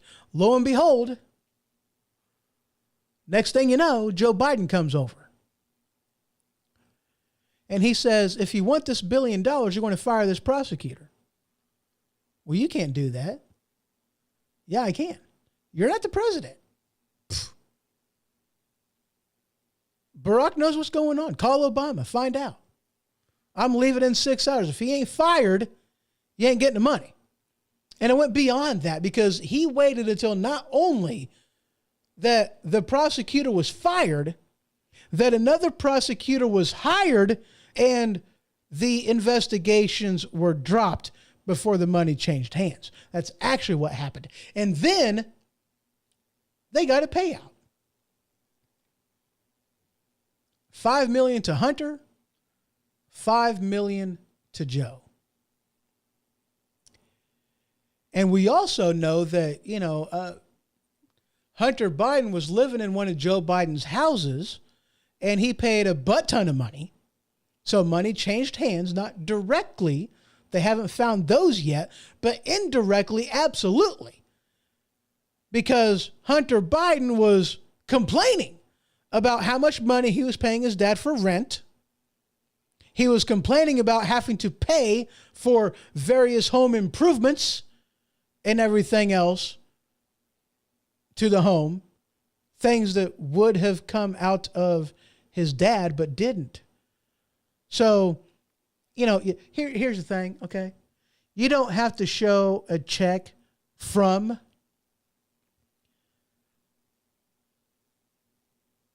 these guys to support bribery, to support, pay for play. I mean, let's put it this way. If I take my mom out to lunch and I pay for her dinner, then she benefited financially. Is there a direct correlation? No. But that's how the game is played.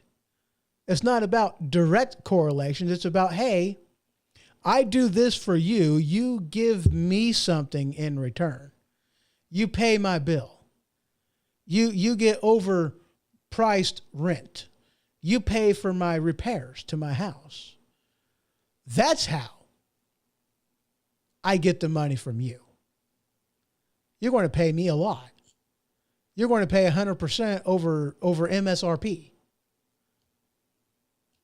You're going to pay for something and you're not going to get it. Or you're going to pay for something that has no intrinsic value. Kind of like Hunter Biden selling paintings for a butt ton of money.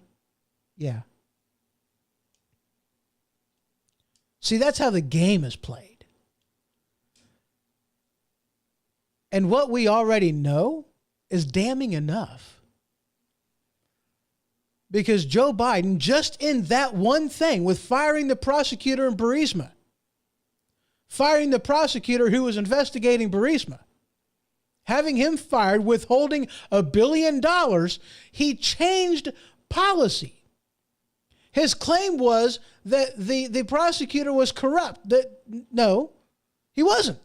That went against the policy of the White House.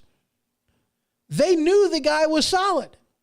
The Europeans even backed this up and said, no, this guy, we've got this list of things, of questions you got to be able to pass. He passes them. So he changed policy for the sake of Burisma.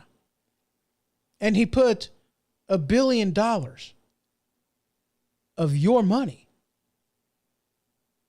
He used it to do it. And then they had the gall to impeach President Trump for hey, you know what? I can't do anything on my end. Could you do something on yours? There's some corruption here that we need to get to the bottom to. We need to figure this out. I'll sleep much better at night. Here's the money. I'm not hijacking it. I'm not holding it up. I'm not going to, hold it hostage until you give me what I want. No. So I think we have a common enemy here. I think we got a common enemy. What can you do on your end? I'm limited on what I can do on mine. That's all it amounted to. Is that a quid pro quo? No, because in order for there to be a quid, there must also be a pro quo. As I talked about before, there was no quo pro here with President Trump, but there was with Biden. Now you have this whole thing, so let's go into it for a second. And this won't take me too much longer. All right, well, we'll get you out of here quick. And thank you, by the way, for being here. I do appreciate it. You have, first they were going to, so you got the tax charges, you got the gun charges, you got the drug charges, and then you have the, taxes. You've got the gun charge. You've got the FARA stuff. You got all kinds of suspicious activity reports from the Bidens and the 20 plus shell companies and shelf companies that they have. You've got drug charges. Okay. And he had those, which they already waited to prosecute until the statute of limitations had already passed. So they had stuff that, they would have done, which they have in the past for other people. But, now we're talking about Hunter Biden, so we're going to ignore it. And they gave him, they didn't want to do anything, file any charges against Hunter Biden for any of his illegal activity. And then they were like, oh, whistleblower, we're kind of forced our hands to do something now because now we're under the microscope of the American people. We don't want to look too terrible, So I guess we'll charge him with something. So it was not paying taxes, and it was a gun charge. And they snuck in there. Basically, it wasn't even a slap on the wrist. It was we're just going to make it look good, and then we're going to give you immunity for everything. And then the judge piped up and said, has this ever been done for anybody else? No. So you're giving him immunity. Is he still being investigated? Well, no. I don't accept this deal. No immunity. No. Well, if I'm not getting immunity, I'm not pleading guilty to that. So no, the plea's not guilty now. So he's forced to go back to the drawing board. Well, crap. And now, after not the articles of impeachment was drawn up against Biden, but the impeachment inquiries were brought up against Biden. Now we're going after Hunter Biden for the gun charges.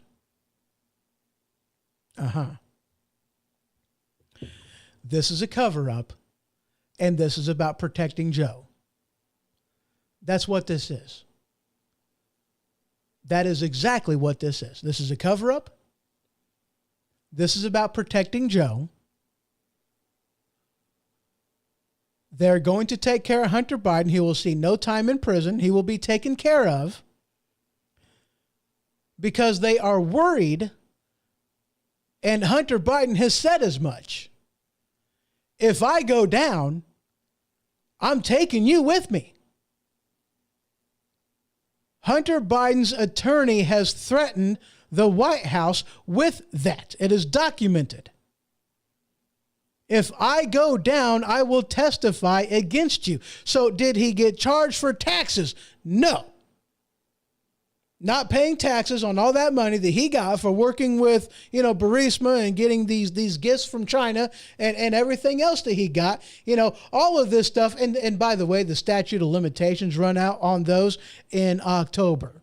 So they don't have very much longer until the statute of limitations run out, and then there's nothing more you can do.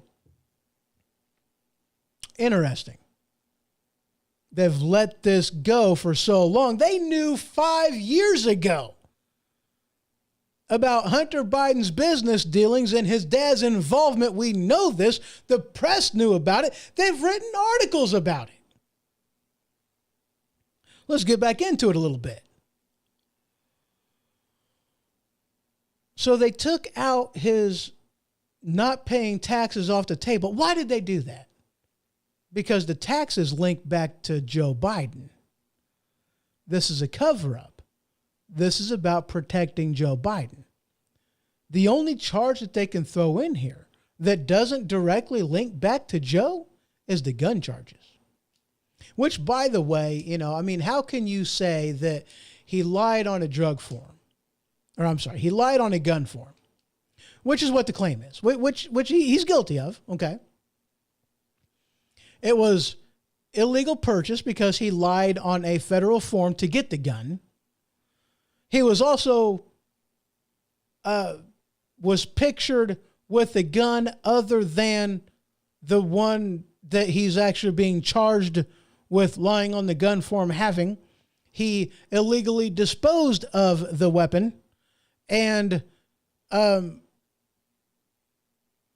it was his girlfriend, whom is also his dead brother's, wife, which is weird. But yeah. So he committed, lying on a gun form multiple times. And the lie was not being... doing drugs. That's what he did. He did drugs. He did cocaine. He was addicted to crack. He admitted this in his book. That's what that's what the lie is on the gun form okay.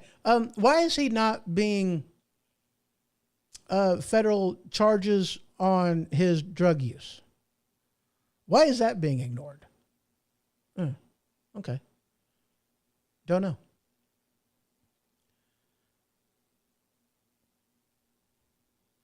But that's the one thing that they can charge him with that does not link back to Joe. And here's the thing, too. According to what I have heard, since he is being charged with this, okay, here's one thing. If he has immunity, he cannot plead the fifth, which is another reason why they tried to sneak that in to where nobody knew that he got immunity for anything that were to come up. So, if President, Biden were to get impeached, if there was any trial on Biden, that he could plead the fifth because, no self-discrimination, which is the thing that's in the Constitution. But if he already has immunity, then the fifth no longer applies.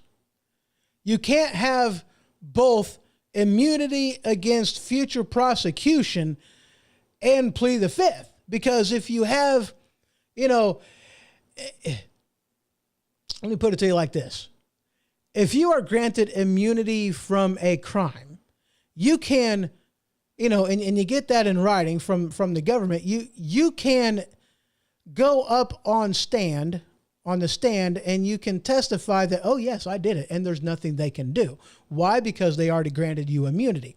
But you can't plead the fifth if you've already been granted immunity from the crimes that you are testifying to. So that was a caveat of that. So once that became public knowledge that, oh, you have immunity, that's another reason why they scrapped that entire deal. Why they didn't put immunity on the table anymore. Because they knew they wouldn't be able to get away with it, and Hunter Biden wouldn't be able to plead the fifth if he were to be forced to testify against his father. So that's one thing. But this is the one thing where it doesn't lead back, the gun charges do not lead back to his father. And he can still plead the fifth on the tax evasion until October. Until October. Once the statute of limitations is up, then you no longer have the cover of, I got to plead the fifth because yada, yada, blah, blah.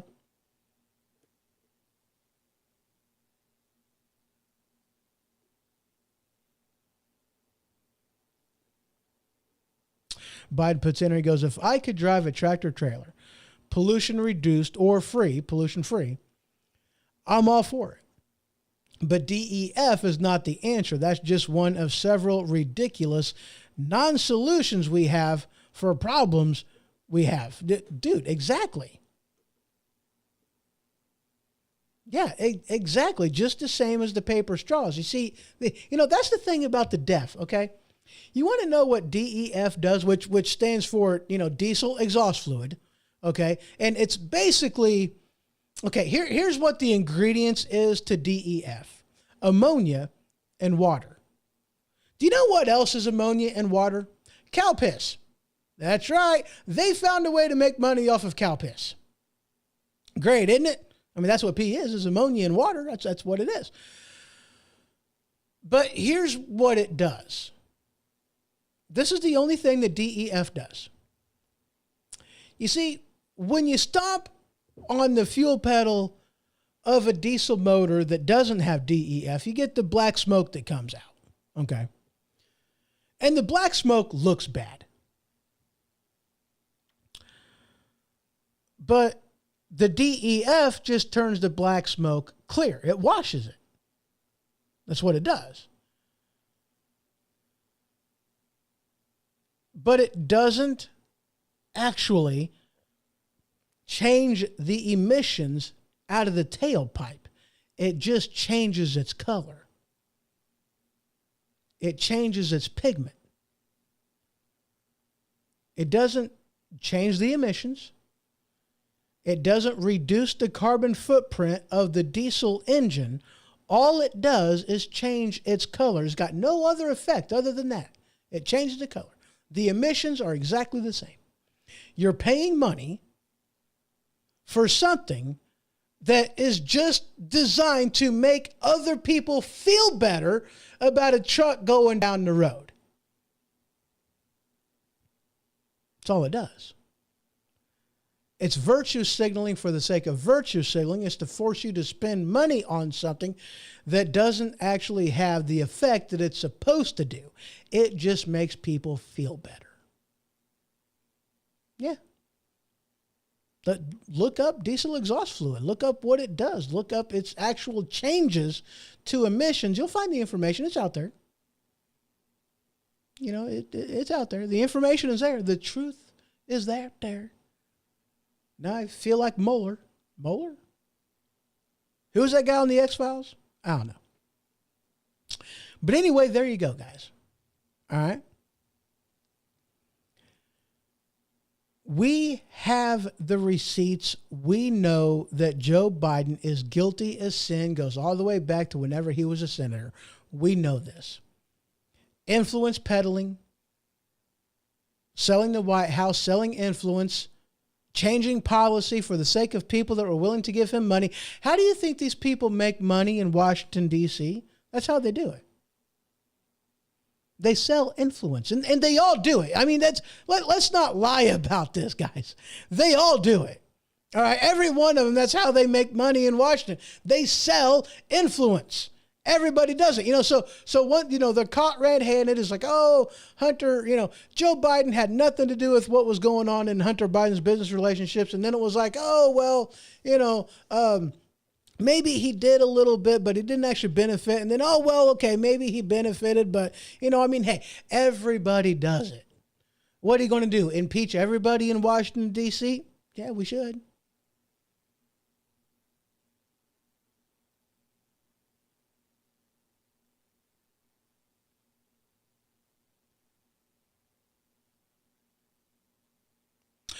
Brian puts in there, goes, just wait until 2027. Just wait until 2027 and the new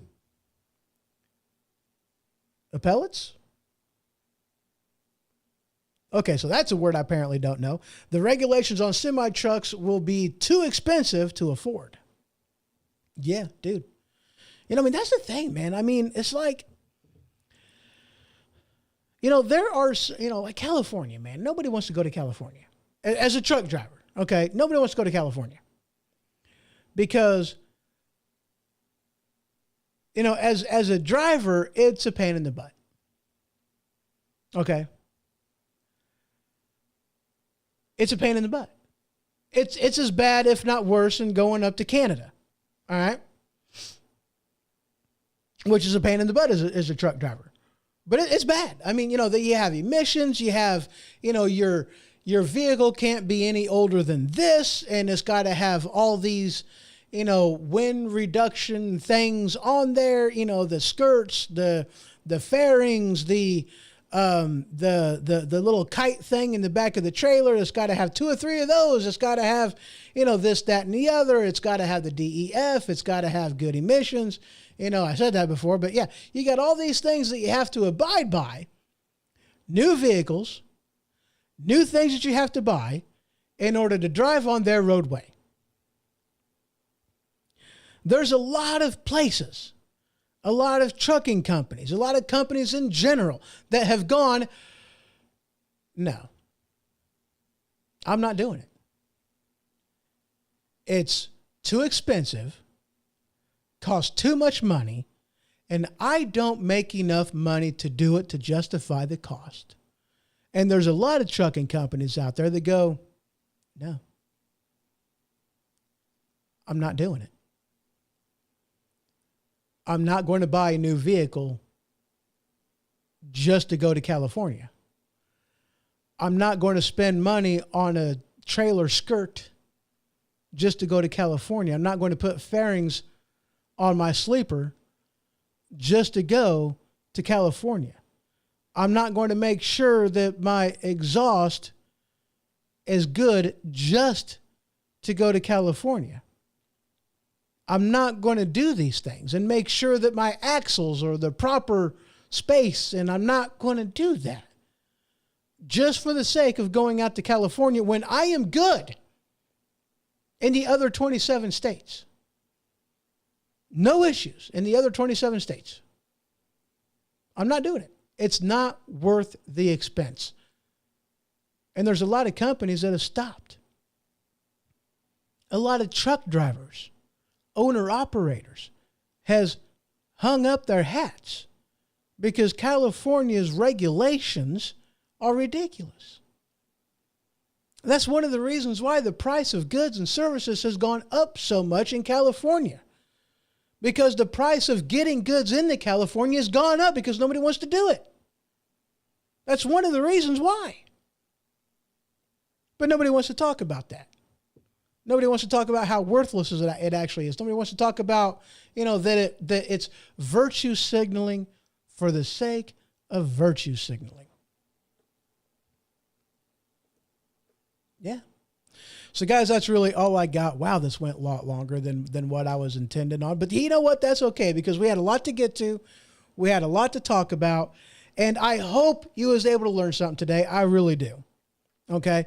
Bottom line, ladies and gents, we've got to take a hold of this now. We need to understand where we're at, where we're supposed to be, And we need to do something about it. We need to take a stand. We need to stand up. We need to pull our head out of our butts. We need to quit being an ostrich and get our head out of the sand. We need to speak up, speak out, do what is necessary to right the ship. Because if we don't, then the days ahead are dire indeed. And the only people we have to blame, yeah, it's nice to be able to put all the blame on the Democrats or the Republicans in Washington. But you know what? It's our fault. It's my fault. Because for far too long, we just trusted that these people, knowing that absolute power corrupts absolutely, we trusted them to adhere to the Constitution, to support and defend the Constitution of the United States of America against all enemies, foreign and domestic, taking that obligation freely without any mental reservation or purpose of evasion. We thought that meant something to them. We ignored it for far too long, and now, hanging off the cliff, on the verge of disaster and destruction,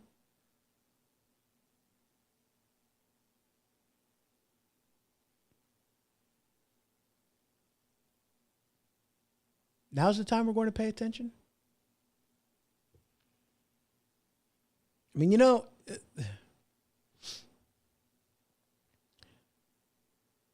there's a hurricane that hit today, okay?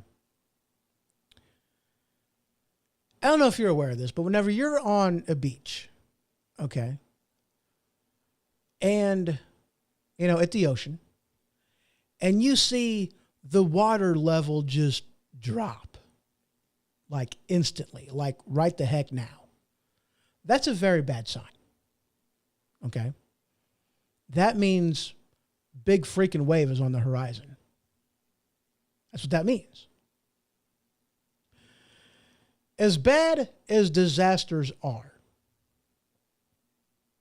as the impact that it has of various things. Now, look, I don't mean to sound calloused. This isn't to sound heartless, but, the hurricane that's hitting now, in places that has had hurricanes before, especially down in like Louisiana, various places in Texas and Florida and everything else, they knew, the hurricane that just happened, they knew about it in advance. Okay. The warning signs.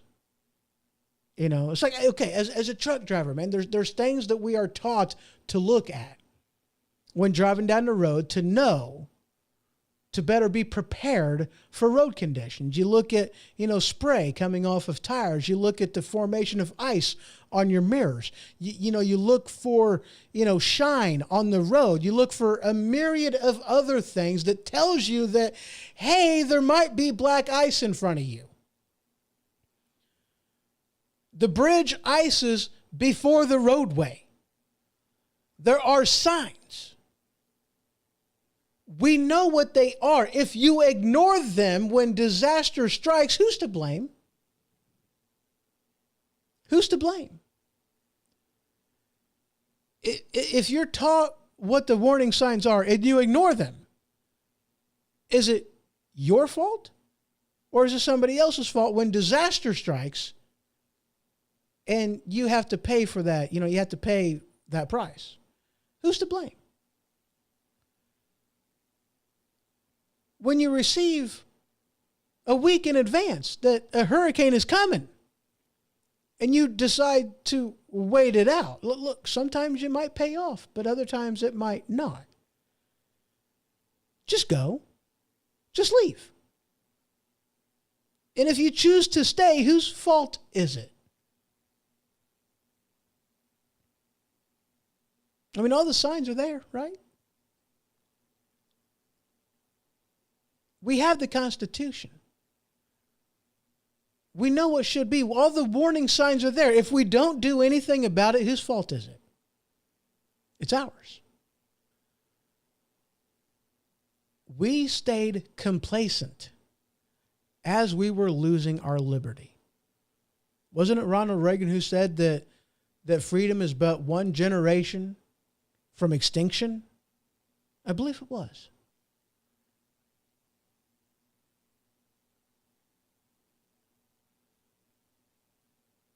I believe it was. That's all I got for y'all today. I do appreciate it greatly for y'all stopping by and for participating. That is awesome. I appreciate it. Really, I do. But that is all I got for today. So, see y'all next time. This has been The Ho-Ho Show. For more information, you can head to thehohoshow.com. And for the merchandise store, you can head on over to stinkpickle.com. That is stinkpikle.com. Until next time.